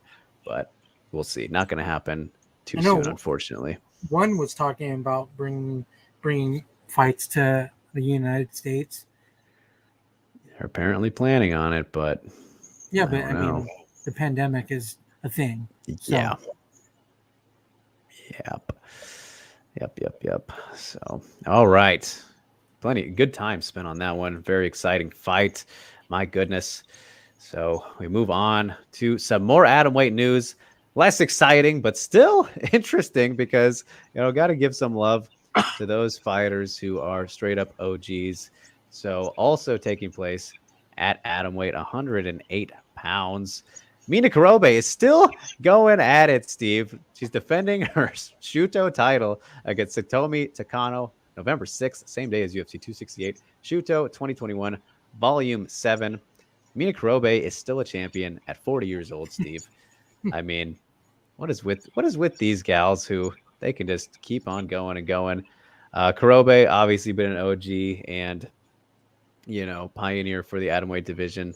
Never quite reached the same heights as Ayaka and all that, but hey, she's doing the damn thing still at the same age. So props to her holding it down. Has a title fight coming up. Gonna be interesting. See how she does. Yeah, that's fun, man. I know. Good for her. Alvin says, forgive my ignorance, but what is Shuto? Shuto is one of the oldest Japanese promotions in the world. So they're MMA, Alvin. They just Japan based, and they've been around for quite a while. So yeah, look forward to that. Of course, the big event will be UFC 268, as I mentioned, but there will be things happening over in Japan. So Mina Karobe is still doing it. Supported by one on the top right. Oh yeah, that's funny. They must still have. I didn't know that their deal was still in place. So there you go. You learned something from a poster. Yeah. So still collaborating. Hey, bring Mina into one. Give her some respect. God damn it, she deserves it at this point. I don't know if they're working together. Like, why wouldn't they? Yeah, no reason not to. But maybe Mina doesn't want to fight at 115. Also, she's not huge or anything. Yeah, that's true. Right, so supported by one equals Yakuza money. I had to put that one up. All right, so that's fun. Always love to see the vets and pioneers. And I mean, she's still a champ. She's got a title. Not going to retire until you lose that title, right? Why not? All right. But going back stateside temporarily, Steve. Another one. A lot of these fucking news bits I did not see coming this week, and they're all so compelling. Here's one for you, though, at flyweight. Yeah, Kay Hanson versus Jasmine Jesus Vicious on January 15th. My God, so far away. Next year. Like, why are we doing this? Just put on the fight in December if you're going to put on a fight. December's only in 2 months. So yeah, this one is like I said, didn't expect it, but the more I think about it, I think it's pretty fine matchmaking because Kay Hanson clearly still very, very much a prospect, still in the beginning of her career to an extent, even though we've seen so much of her going back to Invictus. Steve and I have seen her entire career from the beginning, right, man? Like, here we are now. Jasmine just gets the UFC contract with her last fight on Contender Series. We knew she was bound to make it here, but taking on another fellow bright prospect in K. It should be a fun one. I like it actually. I'm actually kind of surprised that they matched them up to get together. Yeah, that's the thing, is right, that it slows one down. And maybe they're just like, well, Kay lost to McKenna, so here we go. They don't care as much now that she lost. But again, that was a horrible decision, in my opinion. Robbery a bit. Now Jasmine comes in here, looked very, very dominant in those the first round particular of her last fight in Contender Series to get that contract. Struggled a tiny bit afterward, but still managed to get the job done. The grappling will be the most interesting part of this fight. Yeah, I'm looking forward to it. I've always liked Kay Hanson, and I that was another case, Rue, kind of where I thought at least a fighter got to the UFC a little bit too soon. But Kay, I don't know if I'd say she's proven that yet, but at least I think she should be undefeated in the UFC. So this should be an interesting one. And Stamina says Hanson at flyweight though. Weird if not a one-off. Weird even if it is an account of how far into the future it is. That is true. But Stamina, I think she is very young. As these fighters and these women in particular get older and older, they've gone up in weight. Just remember what happened to Paige. This kind of happens. The body's still growing. So, and Ghost, you're getting ahead of yourself with that comment. You're getting ahead of yourself, buddy. Don't you worry. But yeah, interesting stuff there at flyweight. As we have more flyweight news, and I mean, I guess this one caught me off guard to an extent, but James says Kay Hanson was in an interview was saying she was ready for the top 5 strawweights. Foolishness. That's some confidence. That is some confidence. But also at 115 pounds, Jian Kim sticking around, taking on Poliana Botello. At least it is in the works for UFC 270, January 22nd. You want to go even farther out than the last one. Steve, what'd you think when you saw this fight? If you're having some technical difficulties right now, can you hear me? I can hear you. All right. Where are we at? Okay. I think your mic came undone. Can you hear me? I hear you, but it sounds different. Live television, folks. All right, Poliana Patello.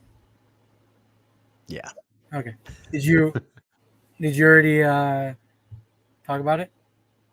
No, I was giving it to you first. Oh, okay. Patello versus Jian Kim, 270, January 22nd.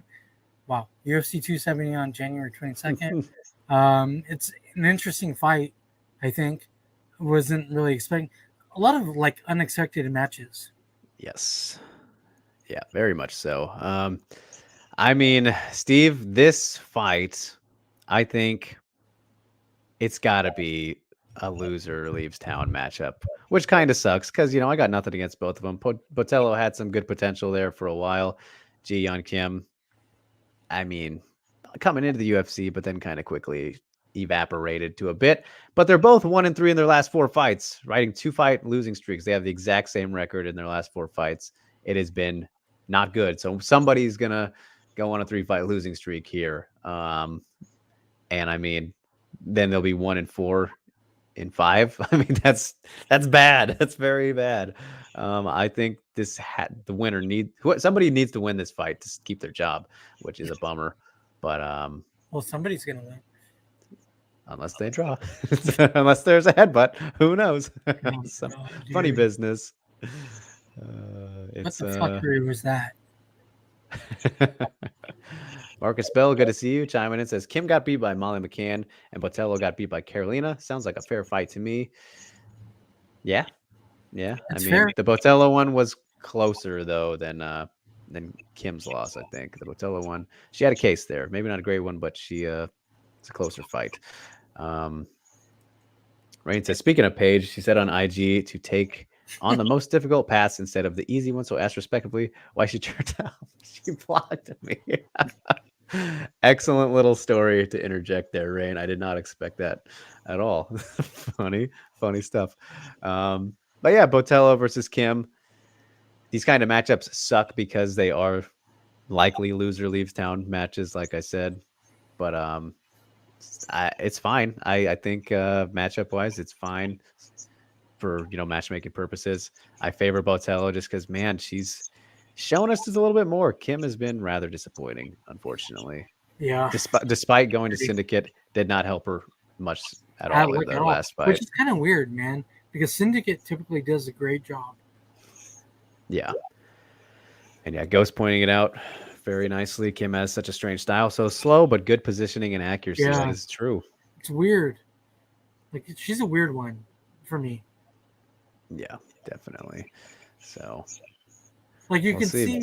you can see the potential in her, you know, but it just hasn't turned out that to She's be. got such a crazy background, like all these striking accomplishments and shit. Like, but they just don't resonate. Yeah, they haven't transitioned into the UFC.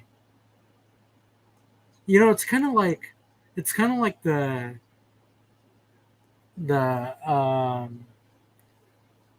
Violence Queen type thing too. You know, like she one of those things. They were really good outside of the UFC, but once they get into the UFC, they're just not that great. Yeah. But there's flashes of very good in there. Yeah. Well, we'll see. Maybe she can change it. Ghost says her body punch finish on Nadia Kassem was hilarious. Slowest body punch in the world. Mr. Lee says Kim is a paper tiger. Well, just how it goes sometimes.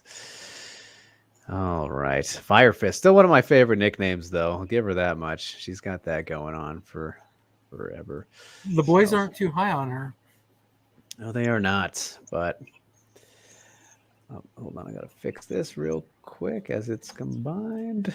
All right. So for your wacky news of the week, the final two bits here are definitely that. So, oh boy, this one is something. Speaking of Demetrius Johnson and Rodtang earlier, Steve.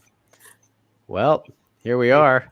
130-pound catchweight fight between Rin Nakai and Maria Suzuki is set for Heat 49, October 17th, in a mixed rules bout consisting of 2 3-minute rounds, the first being kickboxing and the second as MMA.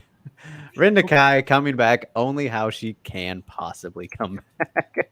So are we going to see more of this kind of crap now? I honestly think this is only because of Rin Nakai, and she just can't find anybody to fight. I mean, I don't know. Maybe though. Maybe they copied the idea from one. They're like, okay, we can do that. Instead of Muay Thai, we'll do kickboxing. Right. Well, Suzuki's a kickboxing fighter. I think one of her nicknames like the kickboxing princess or something. So princess, yeah. So yeah, that'll be something. I mean, it's just like the sense of Rodtang and Demetrius, where it's favoring the kickboxer by giving them the first round, which makes sense because they're gonna lose the second round for sure. You would think, in theory. We'll see how it goes. But I mean, at least for DJ and Rodtang, I feel very confident in that. Rin, I mean, she should be able to finish too, but we'll see. We saw Hiroya lost to fucking Shibatar. What do we think, guys, about the mixed rules thing? Like, do we like it, or is it just like a circus act type of thing? Do we want to see more of this in I guess combat sports? Can't even call it MMA because this isn't really MMA anymore. Once you put fucking kickboxing or Muay Thai in there. Oh, Stamina said, not keen on this mixed rules thing. Brings up shenanigans to me. Yeah, like I got really excited for Rodtang, right? Of course I did. And Demetrius Johnson. Of course. But then, like, I really thought about it, like, really, really thought about it. I was like, dude, so obviously Demetrius might get worked. Oh, very likely. In that very high possibility that they don't see the second round, right? He should honestly just try to run away from him. Like, honestly. Right, just circle. Keep circling until MMA rules come in the second round. But then what if he gets past the second round? They go back to Muay Thai. Right. Yeah, this one's just 1-1. So. Yeah, this is just 1-1. So I think for their bases, they have to go really hard in their rounds. Yeah, exactly. And Jimmy's asking, are they going to change gloves like with Bob Sapp? I mean, for this fight, I would think they'd have to, but in one, I Well, bet you they because won't they're because they already, yeah, one in already has one the they full already body. used, yeah, already used them. Right, but So this is kickboxing, so you would assume that they're not kickboxing with the 4-ounce gloves or whatever they use. yeah, stamina. Yeah, sorry, no double legs until the next round. Y'all got to stand back up. The ref probably. Yeah, exactly. Like, what if Demetrius like all of us just gets a mental block and goes for a takedown? You know, like shoots. Hey man, it's happened a bunch against tension against actual kickboxers. Like True. I've Yeah, seen in his last couple fights, he's gotten yeah, fucking that's true. slammed. I don't remember which one it was, but I don't know if you saw it, Steve, the fight where the guy went and slammed him and he hurt his back for a little bit. I've literally watched all of Tension's fights, It seemed but like he wasn't going to continue. I haven't watched live. Obviously, I don't. Yeah. But you've gone But back and seen him. but I've watched literally all of You Tension's have fights to. because he's so amazing. He's so goddamn amazing. Like, how do you not watch Tension fight? Exactly. So, But yeah, that was brutal. Like he legit was injured. and then he still went on to win Yeah, because he's that much of a freak. Like I wonder if it was more injury. It was probably injury, but like if it was pride, like he got hurt, like hurt feelings. Right. He's like, he slammed me. Yeah. He slammed me. Yeah. Like was it like you were hurt, injured, or did that fuck with your pride a little bit? A little of both, I'm sure. Probably a mixture. Ghost says, it's a circus. Every sport has different intricacies in technique, so it just becomes a sloppy mess. Yep. Yeah, that's fair. I mean, I honestly thought the Shibata Hiroya match went pretty well. That was pretty fun. I mean, as silly and crazy as it was to have a YouTube guy fight an actual kickboxer, I thought it worked out. So if One and Heat can replicate similar things, I don't know, why not? Don't make it a regular thing, of course, but every now and then, I'm good with it. I mean, hey, especially for someone like Rin, who nobody wants anything to do with, good for her. Good for her. And Rain says, but the thing about Tension is he does his rolling thunder kick to take a break, which is stupid. Great fighter, but works the system. Got to play the game, man. Don't hate the player, hate the game. He's also knocked people out with that, so find a way to beat it. That's an effective move, Rain. That is a very good one. All right, so the wackiest news of the day, probably out of the way, but just today, holy shit! If you want to talk about the surprise of the week for me, it had to be this one, Steve. It had to be this one because the pioneer herself, the legend herself, Hisei Watanabe, returns on my birthday at New Japan Kickboxing Federation's Duel 22 for a kickboxing match with Shoko Nakagawa. You can see them up in the top right here. Hisei Watanabe, if you guys are unfamiliar, one of the greatest atomweights of all time, the hardest hitting atomweight of all time, a true knockout artist for 105 pounds. Just her power does not make sense. It did not make sense for atomweight. And hey, they say power is the last thing to go, so maybe she'll get to do a throwback performance here. But she is 40 years old now. She has not fought since 2016. So I don't know if you'd say coming out of retirement, but it looked like she wasn't fighting. But here we are. So this is crazy. If maybe you don't know Hisei's name, but you will recognize her as the girl who always wore the leopard print. That was kind of her signature, as you can see in the picture there as well. My goodness, just what a wacky week for news, man. All these unexpected things, and all of a sudden fucking Hisei turns up out of nowhere. Who, I'll tell you guys right now, behind the scenes scoop, I've been trying, and I'm still trying to get in touch with Hisei. Got to talk to her. She's a legend, especially for my project. But apparently she's just been missing. Like she's just been gone, like off the grid. And then she turns up here to fight again. So this is very crazy. Like clearly she's doing okay though. I mean, she's not in any danger or whatever. She's taking a fight. So I'm not going to miss me one of the true living legends and pioneers of the sport, one of the most underrated fighters of the sport, come back. So this is a little bit wild. And James says, not gonna lie, I never heard of Hisei. Gotta look her up. She is something to behold. And Ghost says it right there. Yep, James, look up Watanabe versus Satoko Shinashi, the rematch. Perhaps one of the most violent knockouts that you've ever seen in a women's fight. It is definitely up there. I don't know if I want to say the most, but for Adam, since it was at atom weight, it probably is. I mean, Jesus Christ. Hisei is no joke with those hands. Yeah, and Rushi is not related to Kana. I do not believe so. Very confident that is not the case, but yeah. Hisei, the OG Watanabe in MMA, that is for sure. So crazy she's shit. Been longer than Kana. Oh yeah, I mean, let's see here. When did Hisei make her debut? I know it's early 2000s, so pulling it up real quick. 2002, you guys. So OG as an OG gets. And there's Chuck. I know he loves himself some Hisei. Says Cyborg has nothing on Watanabe's one-punch KO power.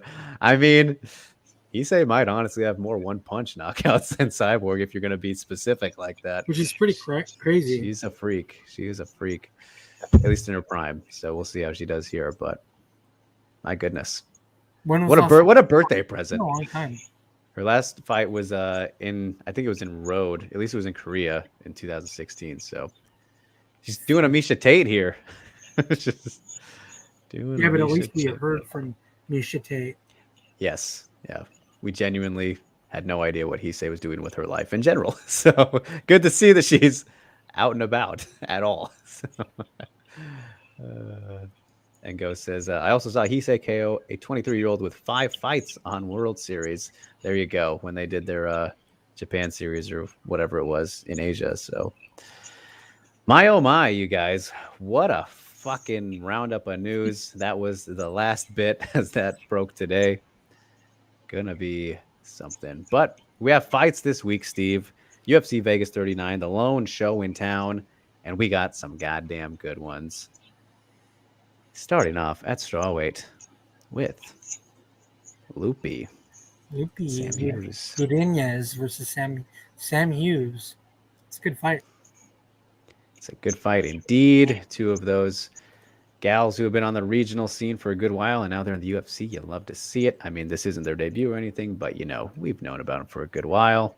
Shout out to Head Kick Steve, who loves himself some Sam Hughes, who is my fellow Washingtonian, right? That's right, from Everett, fighting out of Everett. Then Loopy, the Canadian-Mexican. Loopy, also one of my favorite nicknames. Very, very talented. Good favorite here in this one, coming off the rather close and somewhat controversial loss to Jessica Penne in that short notice split decision.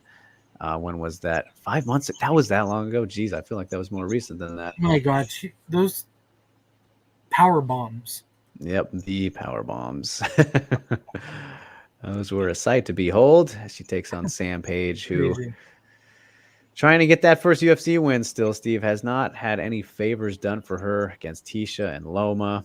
And she's taken on another similarly built fighter. Both Tisha and Loma are smaller fighters who one is an atomweight and Loma, and then Tisha could be an atomweight. And now taking on Loopy, who is also short in stature, but pretty built for 115. She hits hard. She hits quite hard despite her stature. I mean, I guess not surprising when Jessica Andrade exists in the world, but she's just a freak in her own right. Should be a good one. Should be a good one while it lasts, but Steve, I think that you and I are both in the camp of just believing that Lupita Godinez is simply the better fighter all around in this case. Sam Hughes, nothing against her. I think she is solid, very well-rounded as well. But she's a good fighter. Yeah, Loopy is she's just very strong in all categories. And again, as much as I love Jessica Penne, I do think that Loopy did win that fight. So me too. Obviously, I mean, I literally picked her to win. I thought she won, but it is what it is, I guess. I mean, I felt bad for Lupita because she it's just one loss. It's all right. It's tough though, man. When you do as good as she did. And she did some crazy ass shit too. Not just once. Right. I mean, she beat the brakes off Vanessa Demopoulos before that to win the title, right? So Loopy is quite good. Just more effective out there, I think. I can't see Sam really hurting her at any point. I think her best bet would be to control her on the ground, really utilize her size advantage that she has and length. She's going to have those, but easier said than done against Loopy, who's kind of a bully in all situations, but very methodical about it. So, yeah, Rue with a great point here. Tisha, Loma, Loopy. Is this a wolf gauntlet for Sam? For sure. I can agree with. Yeah, these are tough fights for Sam Hughes. I don't think that she beats Lupita either. Yep, neither do I, and neither does Jimmy. He says Loopy's got this by blast double dump. Tisha hit that on Hughes. There you go. Back. Well, that was also a very mean Tisha Torres. Yes, that it was. But Loopy is also quite mean, Steve, so give her some credit. Yeah, no, I mean, I do. Obviously, I said that. I said that she's very mean. But I just think that Tisha Torres that fought Sam Hughes, that was a whole different Tisha Torres for whatever fucking reason. She needed to prove a point. The comeback tour. In that fight, Yeah.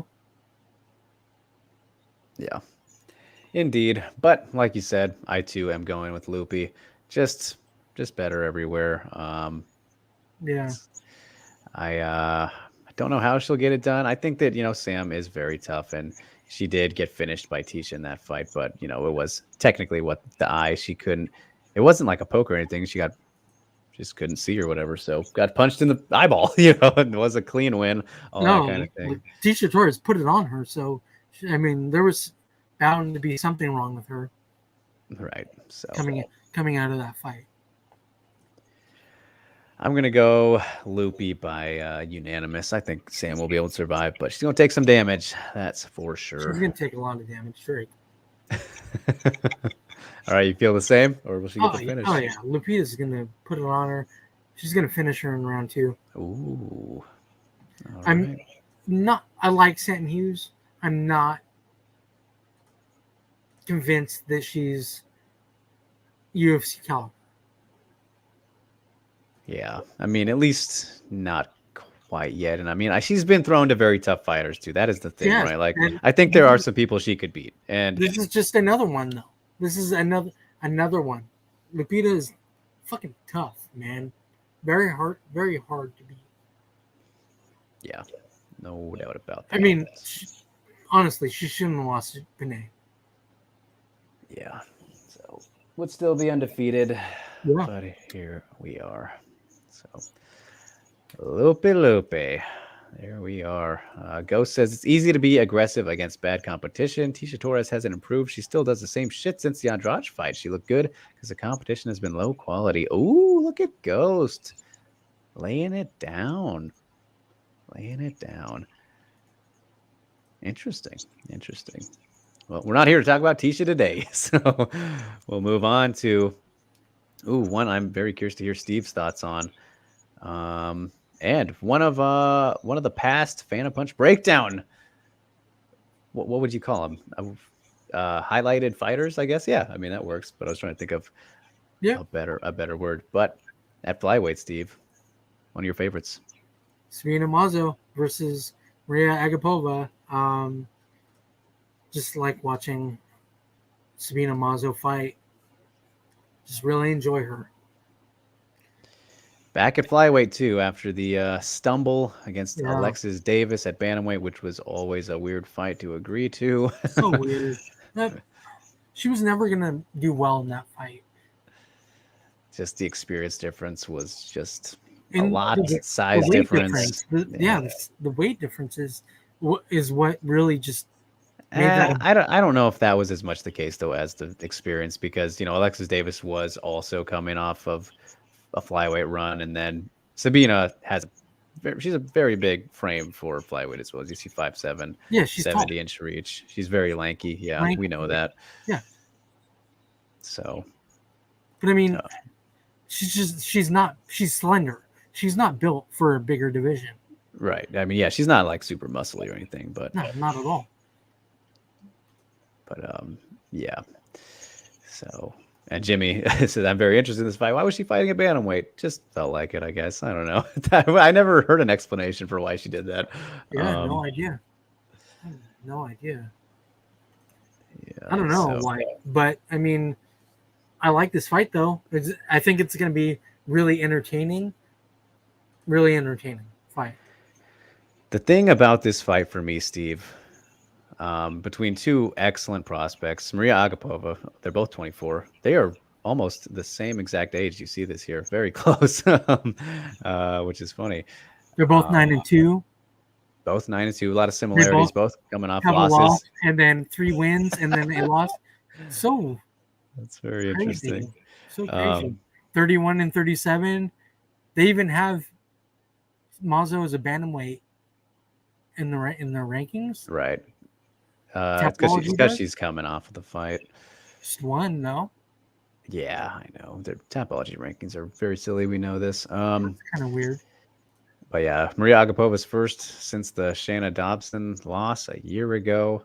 Yeah. Whereas Sabina's was 6 months ago.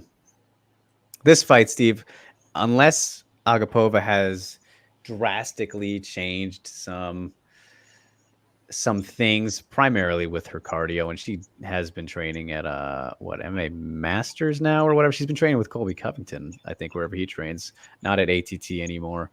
Allegedly, according to Marina, Moroz got kicked out, but complete allegations there. I don't know if you ever saw that. That was a fun time. Should have made that fight. Yeah, very crazy stuff there. There's a lot of heat there. Oh yeah, very much so. Maria Agapova, if she does not finish Mazzo in the first round, she's going to lose.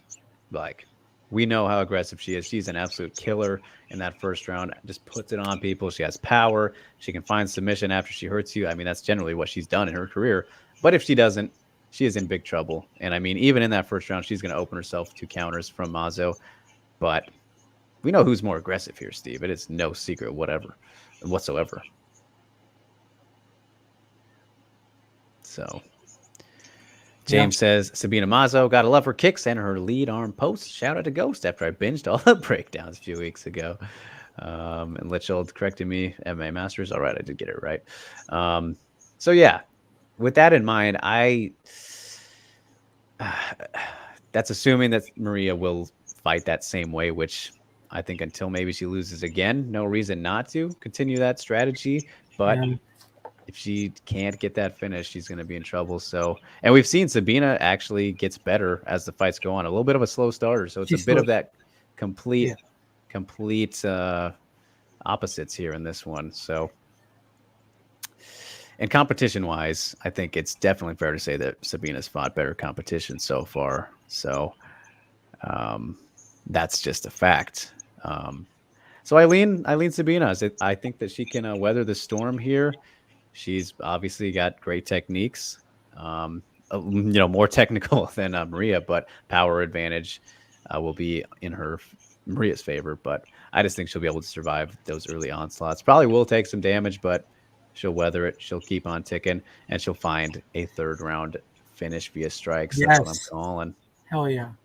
Use those clinches, back her up against the cage, clinch the fuck out of Agapova. Throw some elbows, use her knees. She's got to use her Muay Thai, man. She has to. Use that beautiful clinch work that she has. Mm-hmm. Her kicks, her fucking head kicks, she's got those long-ass legs. She can go to the body, go up top. Just needs to use it. Just needs to go hard, but not start slow either. Like, this starting slow thing is kind of nerve-wracking as a fan of hers. Like, I know I can see her potential. Obviously, I think we all can see her potential if we've watched Sabina Mazzo fights, right? But the slow start thing is really, it's going to catch up at some point. Yeah. As the she fights better fighters. All right, we got Rue and Stamina both feeling the head kick. That's exciting. Ghost says, like James said, the lead arm post is going to stop most Agapova's pressure in theory. So, yeah. Yeah, I mean, she's got to use those. She's got to use that length, man. She has crazy length on the fight on her opponents. Use it. Yeah, I mean, I think she's pretty good about that. So I'm confident in it. So I think she'll find it. You agree, Steve, with the same round for the finish? What round did you go to? I'm going third. I think Maria will last to the third. Yeah, I mean, she's tough. So I would 3 is fine. I'll go 2 just because it's Sabrina Mazzo and I have a love for her. I want her to get out of there, get it done with. You know, put on a show that she can. Still so young, you know. She's been in a lot of fights. Yeah, both of them. I mean, like I said, almost the exact same age. So it's crazy, man. It's crazy indeed. Both 92, same age. It's pretty wild. Go says Agapova doesn't faint, so in theory, Sabina should have a field day, but you never know. Yeah, like that's exactly what she should have a field day, but she needs to let them go. She needs to let her hands and feet go, especially if she is able to back Agapova up. Yeah, definitely. And Rain also going on the Sabina Mazzo train just because she was on a Fan Punch breakdown. That's a good enough reason for me, my friend. So I love it to see it. All right. So with all that in mind, I have some spam emails real quick to clean out. But it is time for the main event, Steve. And boy, oh boy, I'm big hype. I'm big hype for it. Yeah. Mackenzie Duran and Marina Rodriguez.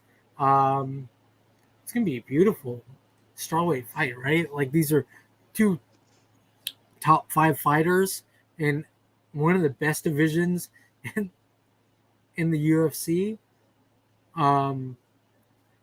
Different styles of fight.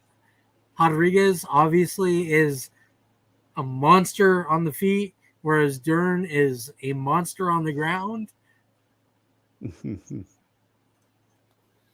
Crazy, man. Love the how they're not similar at all. Right, they're absolute polar opposites. This fight is literal style versus style. Yeah. The grappling ace versus the striking sensation. This is a throwback, essentially. Despite Mackenzie Duran's improvements in striking over time, she reverted a bit in the last fight. You know, that's the big scare for her, is that she did not look great against Nina Nunes in the stand-up. You can't do that against Rodriguez. She's so good. She's so good. Like you can't take a step back in your striking in this fight, unless if you're just working on wrestling and get a takedown, because then Rodriguez might be in trouble. Well, will be in trouble. That's what Mackenzie has hopefully done in this camp. Because, Steve, I mean, here's the thing about this fight, and I'm going to say this every time that we talk about Marina until it changes, but she has not been matched in the striking. No one has put up a fight with her in the striking department. Dude, so you think, Drake, you think about it, that division has some of the best strikers in MMA, women's MMA, right? Right at the top, Rose Namajunas, Whaley, Joanna, Rodriguez is up there with those 3 who have been champions in the UFC. Marina's up there with them. Yep, absolutely. So the thing is here, if Mackenzie tries to strike with her, she's going to sleep. She's going to sleep 100%. She needs. Here's just how this fight is, right? It's like Mackenzie cannot strike with Marina. That's just it. Yeah. And then Marina can't grapple with Mackenzie. That's just how it is. It's so cut and dry. Mackenzie, every fight starts on the feet, though. Mackenzie needs to get her down. She needs to get her down throughout her whole career. Her biggest hole, despite the terrible striking that she did have early on, slowly getting better.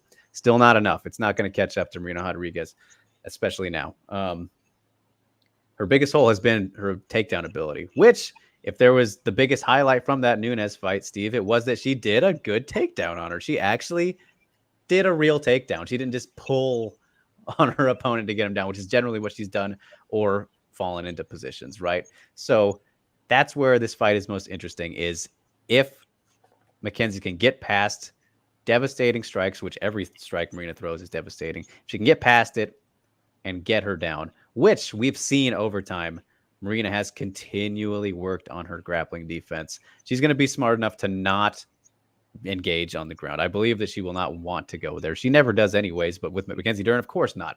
So it'll be a matter. This fight will solely depend on if Mackenzie Duran, or I mean, I guess if Marina Rodriguez can defend a Mackenzie Duran takedown attempt, if she has learned enough. You know, like we only saw that one against Nina.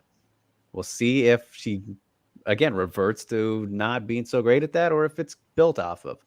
But Marina has showed much more improvements, I think, in that regard than Mackenzie in the opposite of it. So Stamina is saying the exact opposite of what you said. The exact opposite.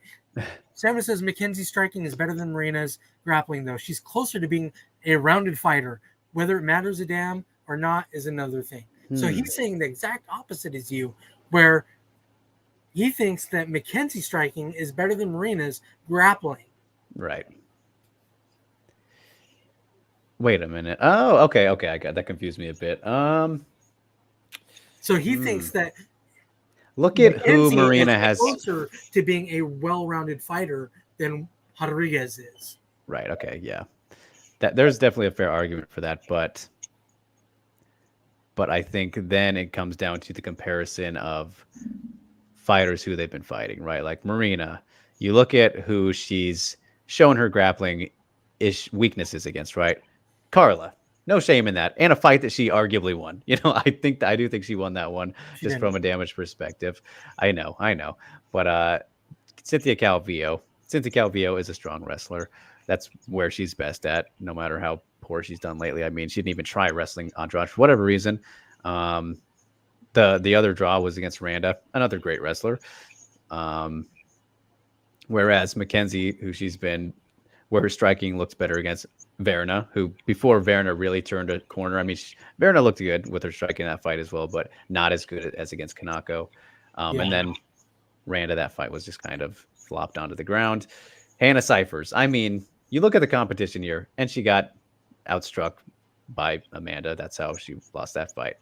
I don't know if that comparison is as strong, Stamina. I think that's a good case to be made, but if you look at who they've been fighting, I mean, I don't know, and how they've done in those departments. It's interesting. It's very interesting, but for me, this fight, again, it completely hinges on if Mackenzie can get the fight to the ground. If she doesn't, she's done. She's going to get finished, especially if she looks sloppy again, like she did against Marina. Steve, we talked about it right when this fight was made. If she runs at her the way she did against Nina, she's getting knocked out. Like, she's going to sleep. She cannot do that. There's no way in fucking hell. I think she will. I think she will. She cannot. She cannot. She can't. She can't run at Marina Rodriguez. Like, there's no way in hell that she does that. There's no way. No. Dude, my head will explode if I see her run at Marina Rodriguez the way that she did with Nina Nunes. Get ready to have no head. Dude, there's no way. Like, it doesn't make sense to do that against Rodriguez. Nina Nunes isn't one of the best strikers in that division. Marina Rodriguez is legit one of the best strikers in that division. One of the best female strikers, period.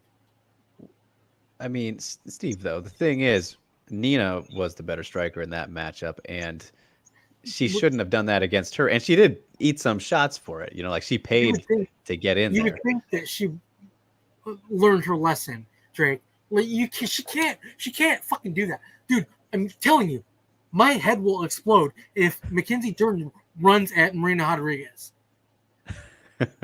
So will mine, honestly. I mean, because it's so blatantly obvious not to do that. There's And no Ghost, yes, way. Ghost is right. Yes, she cannot do that against any top strikers. She Yes. can't. She can't do that, dude. She cannot. Thank you, Ghost. Jesus Christ! I can't believe that you even brought that up because there's no way. I had to. There's no way in fucking hell that she does that. She's gonna get knocked silly doing that against Rodriguez. Well, my line of thinking is that I just don't have faith in her having learned until she pays badly for it, right?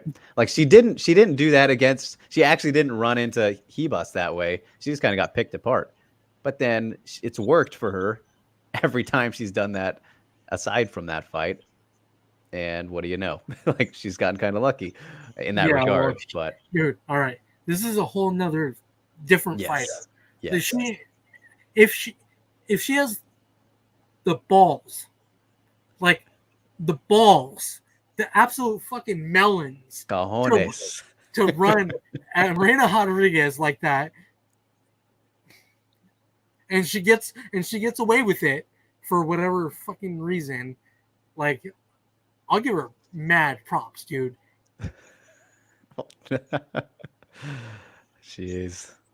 Yeah, no kidding. But all that in mind, I mean, I honestly don't think there's a whole lot to break down about this fight because it's so glaringly obvious what the strengths are and everything. So yeah, I just think big strengths from both sides. I don't have enough faith yet in Duran's ability to get a fighter to the ground. And especially Marina, who is improving on that. And before it even gets to that point, she's got to get past those hands and those knees, those feet. Everything Marina does is just dangerous. And I mean, I'm not even looking at the stats here, but Marina had the length. I mean, I'm not surprised by that. Should have known. Just 2 inches on the height and reach, but still, she utilizes it very well. Duran is thicker, though. Yeah. Yeah, I mean, no, Mackenzie packs power for her sloppiness, that's for sure. But I mean, Marina has the precision and the power. You know, she's that's what always kind of like annoyed me. Drake, that I like Mackenzie Duran a lot. Right. But there's obviously the two things that are just mind-boggling to me about Mackenzie Duran because of how good she is on the ground. She can't get a takedown to save her goddamn fucking life. She can't fucking get a takedown. Like, how can you not get a takedown? How can you not get a takedown when you're so superior on the ground, but you can't actually get to the fucking ground because you suck at it? and then there's the striking. She flails her arms. She's a wild woman. She's like Tarzan. You know, she goes in crazy. She goes in ape shit crazy. She can't fucking do that against Marina Rodriguez. Cannot. Rodriguez she times too perfectly. She's gonna fucking pick this girl apart if she goes in like stupidly. She can't fucking go in with those crazy ass arms, going high like what she does. Marina's gonna fucking pop her quick, like hurt her, like legit put fucking pain on her face. Yeah, no doubt. And that's why I'm going with Marina Rodriguez. I truly believe she has championship potential right now, more so than Mackenzie. Like right now. Yes. Like right now. For Rodriguez. Like, I could see her fighting Whaley. I could see her fighting Joanna. We've talked about this already with Rodriguez. Rose Namajunas, that would be a great fight too. Superior boxing. There's that Rose Namajunas footwork and her the way that she is such a great boxer, right? Against Marina Rodriguez, that'd be so fun. Mm-hmm. Any of those 3 fights that I literally just named, Namajunas, Whaley, and Joanna, any of those 3 fights, Rodriguez will fuck them up the same way that they'll fuck her up. Like on striking, Yeah. pure striking. The ground game, none of them really do it. They're all stand-up fighters. They want to strike. So, you can edge the whichever way you want. But as far as striking, she can hang with all 3 of those fighters who are or a champion and 2 former champions in the UFC. Yep. She's just got to get past Mackenzie Dern right now. That's it. And then she has to get one of these big fights if she gets past Mackenzie Dern. Like, there's no other way for her after this. Which is why it frustrates me so much that, the Whaley rematch is the next one. As much as I want to see it, the timing is bad for me. It's just bad for me. So, like, in the meantime, please bribe Joanna out of, the beach and give her Joanna. What if Rodriguez goes out there and just puts it on Mackenzie Dern, annihilates her, right? What if she does that? What if Joanna tunes in, especially she's still a fan of the sport. She might not be fighting, but she's a fan of the sport.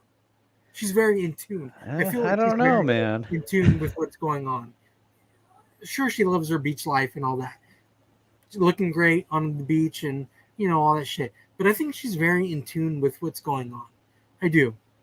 She's a champion at heart. She's a fighter at heart. She's been fighting forever. I don't know, man. I mean, I remember asking her, if she still watches much MMA, and she literally said, "Not really."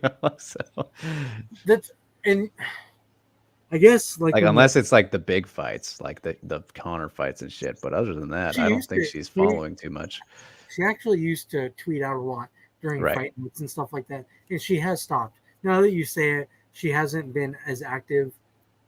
So I guess maybe she isn't as in tune as I want her to be. Fuck. It's so then I guess if you're not gonna fight, then don't fight and drop out of the rankings. That type of thing. Yeah. But I would love to see Rodriguez fight Joanna. I would love to see that fight. That would be excellent. Indeed. So I am taking. We got a comment here from Jen.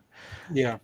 Okay. He says, why are we still complaining about the Whaley rematch? You guys want Rose to fight as soon as possible for a title when she got slammed on her head after only defending once.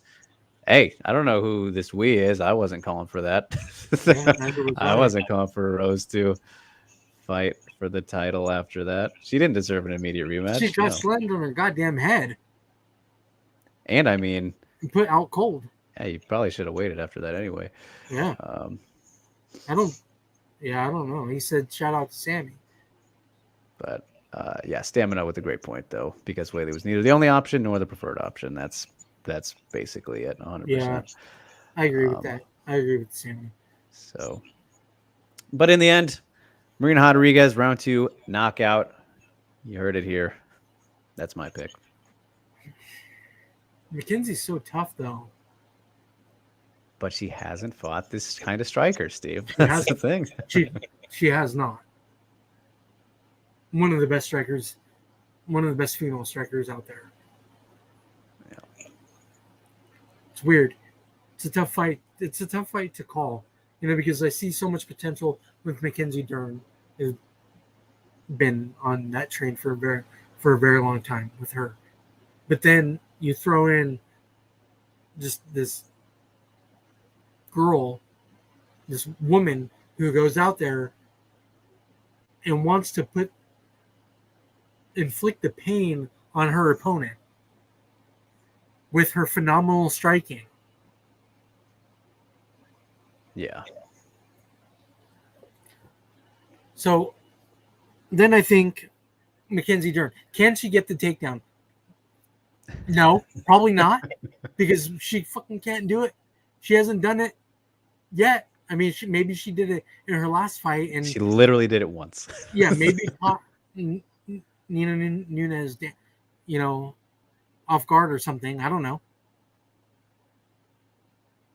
But Yeah. she's not going to be able to do that against Rodriguez, I don't think. But if it were to happen, Mackenzie Dern gets the finish on the ground. But you got to find a way to get to the ground.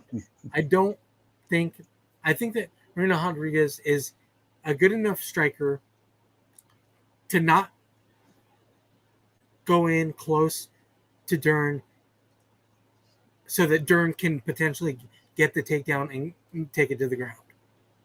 Rodriguez probably wins by decision because Mackenzie Dern is so goddamn tough. She's incredibly durable and tough.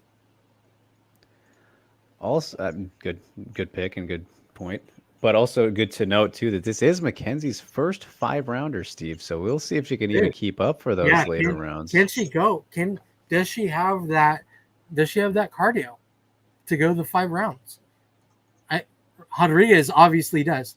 We've seen it. She went hard for 5 up-a-weight in her last fight. 5 crazy rounds that was, right? Going up in weight. This is at her weight class for 5 rounds. It's going to be really tough on Mackenzie. Really tough on Mackenzie. Yeah. I don't know. But she's so durable, you know? Yeah, I mean, at least from what we have seen and the few times strikers have been able to strike with her. Ghost says Mackenzie stopped eating all the pies, so she's good for at least 1 round. Jimmy says maybe it depends on the type of takedown for Marina, of course. Waterson took Marina down with leg attacks. Yes, but we have much more faith in Michelle Waterson's takedown ability than Mackenzie. I mean, more than mostly anybody than Mackenzie Dern, honestly. So yeah, hey, something to work off of. We'll see.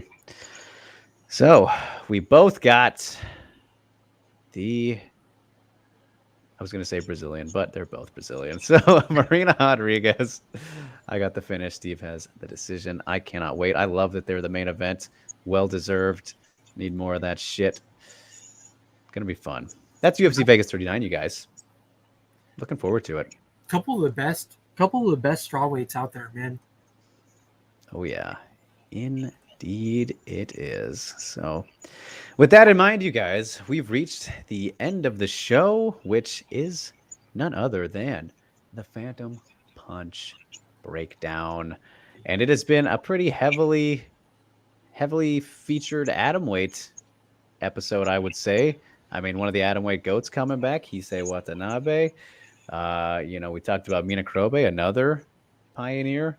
Of course, Kana Sakura, Shiori Oshima, the atomweight tournament and one championship. A lot of atomweight talk. So it is only fitting that Ghost would choose Jessica Del Boni. Heavyweight fighter. Jessica Del Boni, the should-be atomweight champion of Invicta FC. I will tell you what. Only fitting. Can't wait for that rematch. But before then, we got a striking breakdown of Jessica Del Boni. I don't think she has a nickname. I was going to go for a nickname right there. So, she does have a nickname. She does have one, or she doesn't? No, she doesn't. Okay. Wasn't sure. All right. The real champion, as Jimmy says.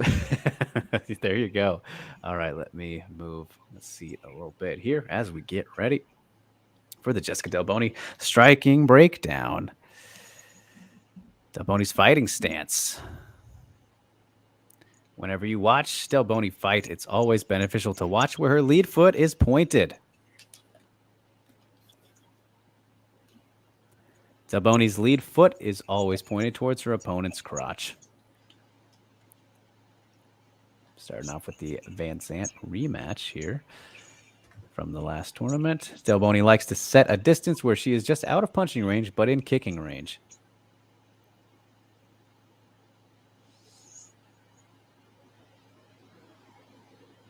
Del Boni is able to retract her lead leg via hip swivel. She is able to see the inside low kick coming due to the distance she establishes with her stance.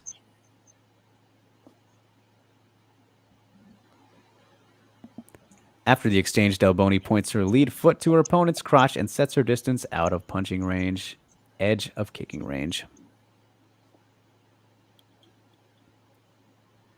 Even when the opponent is moving laterally, the lead foot is always being pointed at the opponent's crotch.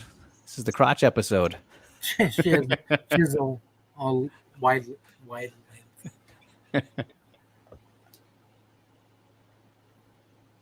Again, distance is set out of punching range, but at the edge of kicking range. It's a Bercio fight here. And then here's the title fight. Sticking the arm out like a measuring stick shows the range Delboni likes to operate at.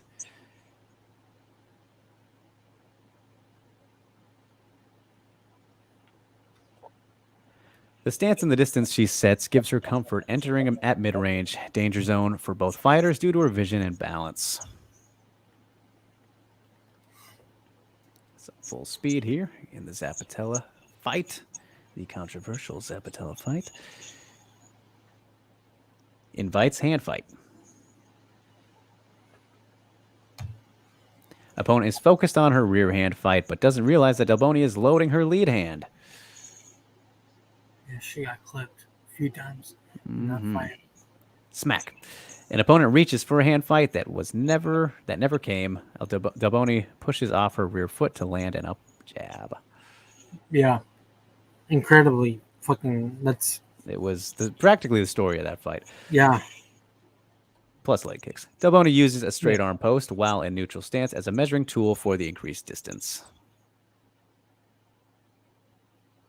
Very nicely done there. Opponent's position is weak due to neutral stance. Delboni puts lead post down as soon as she sets a distance she's comfortable at.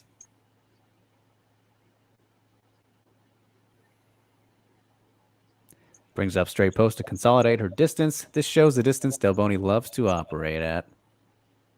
You do not see that very often when you think about it. You don't. Opponent enters punching range, the personal space bubble. Delboni pushes off the rear foot to load up her jab as she sees her opponent enters into her range. But you also don't see a lot of the way that Alicia Zapatella strikes. She's very awkward. That is true. As the lead up jab lands, Delboni pushes off the lead leg to prepare her exit.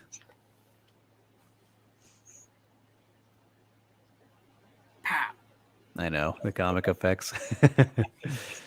Changing levels while exiting towards the opponent's side is dangerous due to rear high kicks. However, Delboni exits to the close side. Note that this is harder to throw. That it's harder to throw step up lead high kicks from this position. Exits at a 45-degree angle. Yeah, it looks like she's like off balance, but like in reality, she isn't. Right. Very deceiving. Yep.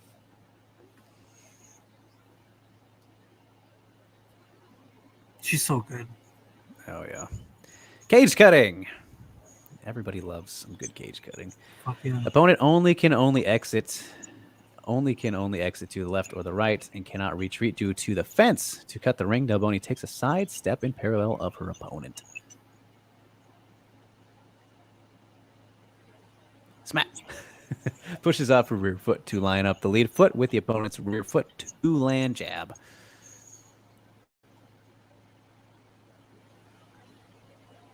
As opponent circles out, Delboni steps back in a neutral stance to widen the distance and line up in parallel to track the opponent.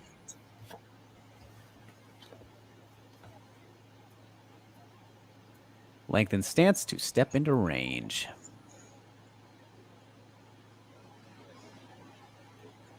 Neutral stance to track opponent and get out of range.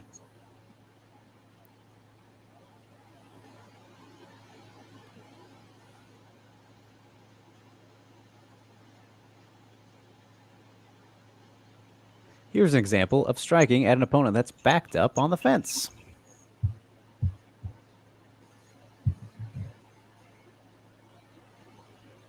Opponent's position is weak since she is neutral and readjusting to the distance.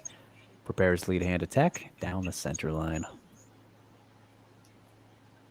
Lands jab on neck/chest area. Crazy. Right hand right behind it. Good Lord. Beauty.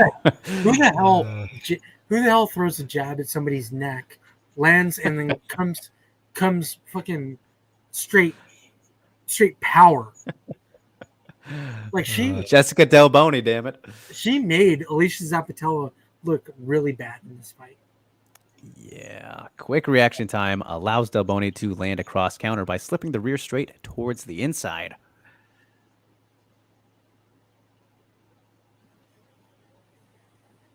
Lead arm post to prevent opponent from closing distance or attacking. That was very quick, Ghost.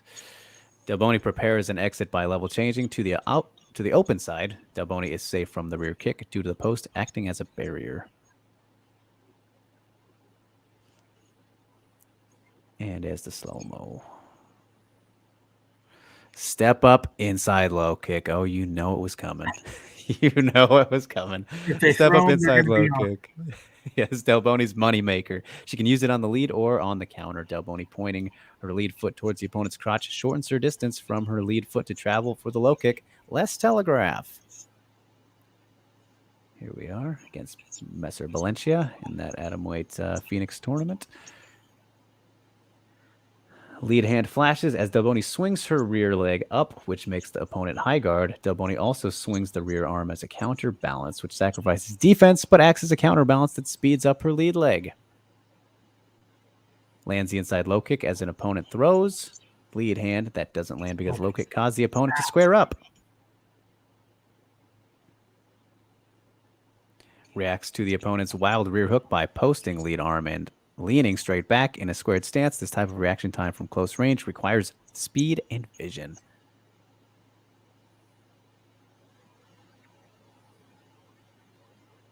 Very nice. Opponent's position is weakened due to readjusting to a new range. Del Boni takes advantage of the weakened position by closing the distance with her rear leg. Lands a beautiful inside low kick while the opponent had all the weight on the lead leg.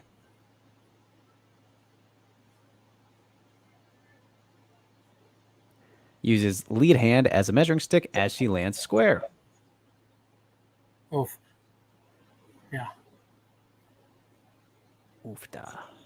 Throw away right hand to opponent's rear shoulder to prepare an exit pivot.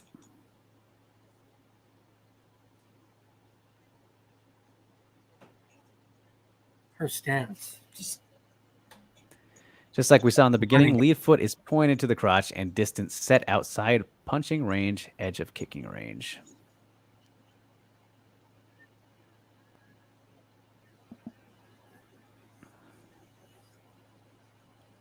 And here's some full speed action. Let's work in that leg kick. Throw away jab to measure distance and close in on opponent towards fence. This is the title fight again. Yep. Opponent decides to hand fight, allowing Del Boni to step in punching range and back her opponent up towards the fence.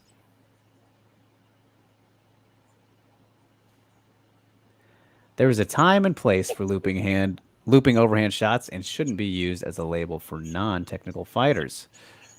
Stepping lead leg towards rear leg prevents opponent from circling left. Looping overhand prevents opponent from circling right. The best time for the overhand is to throw it while the opponent is backed up on the fence and has been cut off. This prevents you from overextending due to the opponent's limited space. So many things. Del Boni's overhand lands on opponent's guard to off-balance the opponent and force the opponent's weight to fall on the rear foot. Opponent transfers weight on the lead foot to regain balance. Del Boni steps up and swings rear arm for a fast and powerful inside low kick. Powerful step up inside low kick lands. It's powerful due to Del Boni's hips turning over and her foot pivoting. Playing soccer. After Del Boni lands, she gets out of range and points her lead foot back to the opponent's crotch. Of course, it all goes back to the crotch.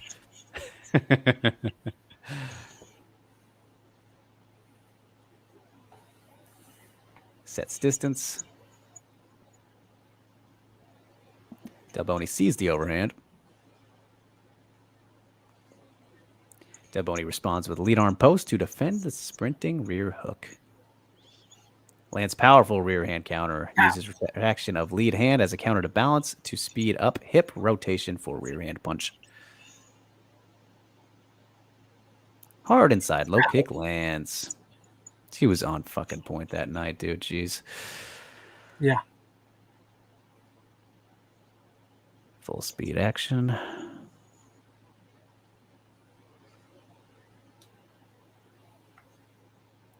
Shorten stance by bringing up the rear foot to make it seem like Del Bonnie's parked, out of punching and kicking range. Normally, fighters shorten their stance to retreat and lengthen the distance. However, in this situation, Del Bonnie shortens it to close the distance. This tactic, short-term goal, is quite dangerous since a fighter cannot slip, roll, weave, or pivot due to feet being so close together. Del Bonnie lengthens her stance at the same to prepare a lead hand flasher.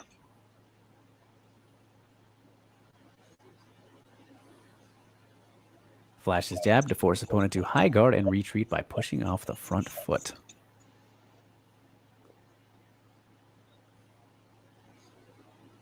Del Bonnie pivots her rear foot and swings her lead arm down to turn her hip over to land a solid inside low kick.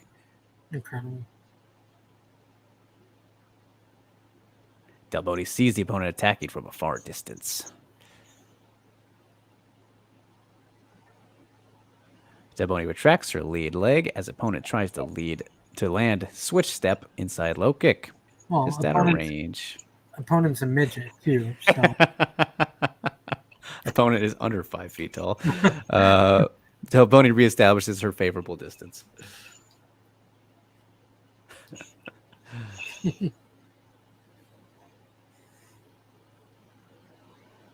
Del Bonnie also uses the inside low kick while the opponent tries to circle away from her. Did you expect anything else? Of course not.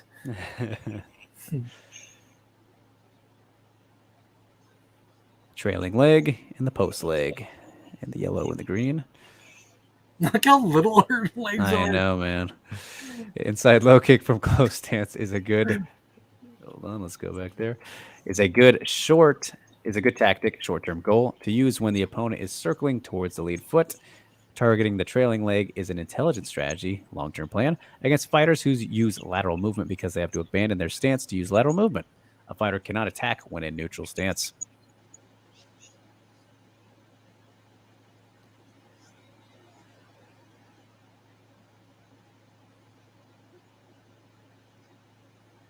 Del Bonnie feints the rear hand, which draws out a lead hand parry from her opponent, forcing all the opponent's weight to be shifted on the post leg. The hard inside low kick on post leg lands, causes opponent to roll ankle. Ooh, good catch there, Ghost.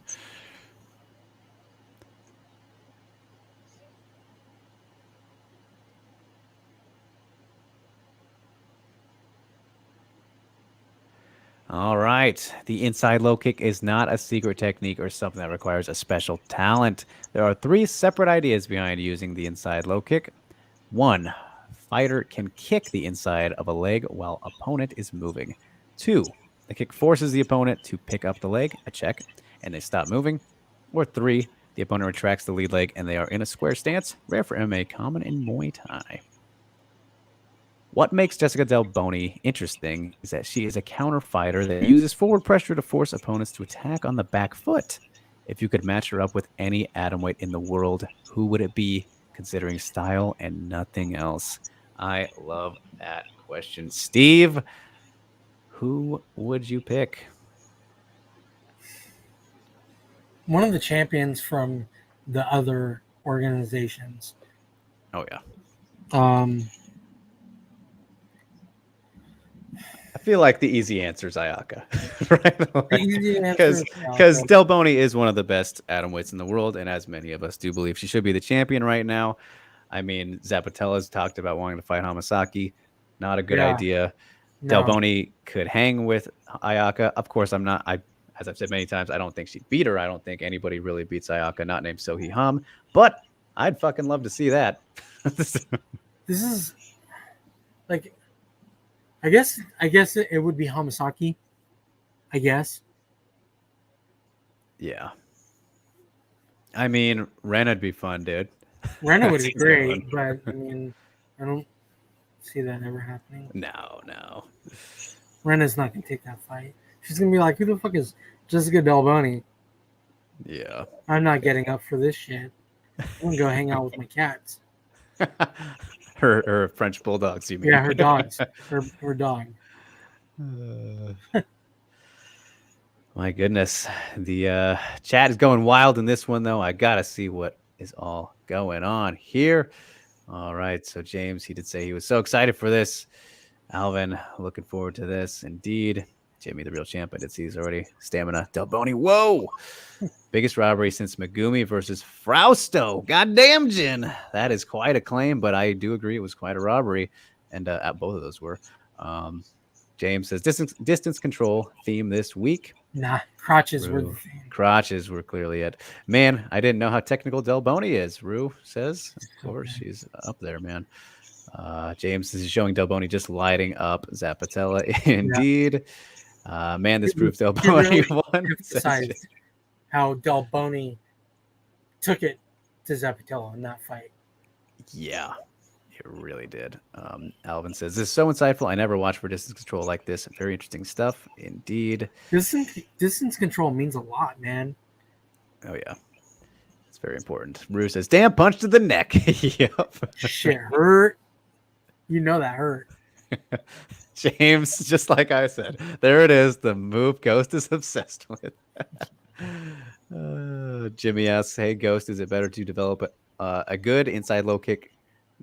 Is it better to develop an inside low kick than a jab? Seems like the inside low kick is more versatile than the jab. I think I would agree with that, but we'll see what he says here in a moment. Rain says, Ghost, who is good to watch for the inside low kick in the UFC. Get to these answers here. Ghost says, Jimmy, I'm not going to give you an excuse not to work on your jab, but LOL, the jab and the low kick are just tools. You develop them by practice and exercise. Yep, I agree with that. And Steve says, why not use both? Agreed. Yeah. Dude, no. That's what he said. This is the reason why I said why not use both. Because with the jab, you're obviously using your fist, right? With the inside low kick, you're using your legs and your feet, right? So why not use all of them? Yeah. Very, very true. Ghost answers Rain, saying Volkanovski, Kaikara France, and Whaley all use sharp inside low kicks and build off them. Very true. Kaikara France is really underrated, I think, with his inside low kicks. Like, I think it's because he's not like that crazy well known, you know? Yeah, but his inside low kicks fucking put his opponents down. Indeed. And Rue says, inside low kick and crotch pointing this week. Ha. Stamina says, watch the crotch. Alwyn says, what a performance by Delboni, but got to give credit to the winner, this guy. Rain says, the Phantom Punch breakdown title, Jessica Delboni crotch pointing extravaganza. I'm very tempted to do that. Very tempted, you guys. But I don't know if I can justify it. Jimmy agrees. Stamina says, Steve giving 0 fucks about being PC. That he is. Was that when I said midget? Yes. I have to censor you. Just kidding. Mr. Lee says, I believe midsection would have worked instead of crotch. Yeah. Rain says, Ghost doesn't miss a detail. That was about the ankle roll, I think. Yeah. Jin says, this is like DC's detail. Yeah. Have you guys actually watched DC's detail? I know I saw like the first one. I don't remember it being that great. Yeah, I mean, similar in depth and all that. It's really good. It really is good. Yeah, it's not bad. James says rematch Zapatella. I think that's answering the question. Agree, that's got to happen. That's the direction things are headed in. They fucking better be. They have to. Yeah. Ghost says mine would be Hamasaki as well. Counter striker versus feint. It's just that's the easy choice, right?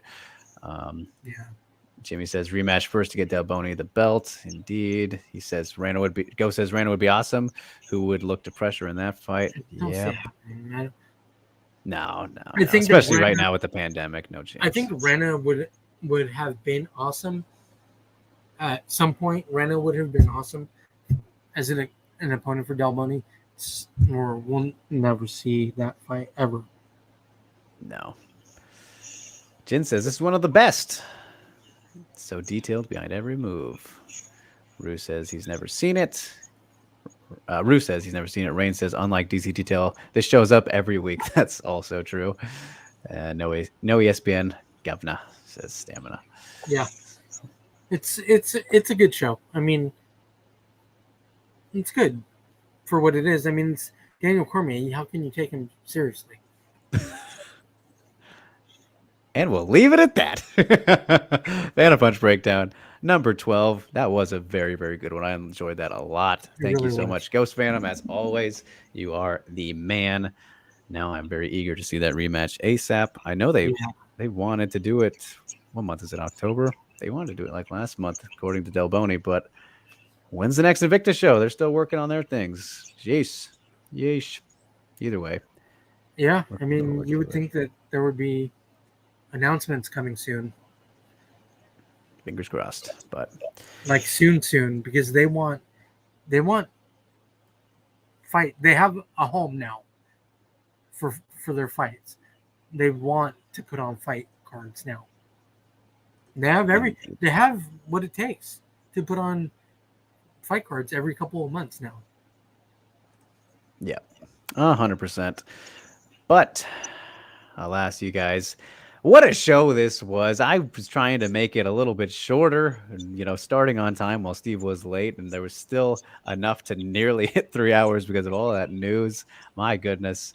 So do not forget to follow us, like, share, and subscribe. And as I said off the top when Steve wasn't here, we are going to have our audio versions now on Anchor. And I believe that also puts us on Spotify and iTunes.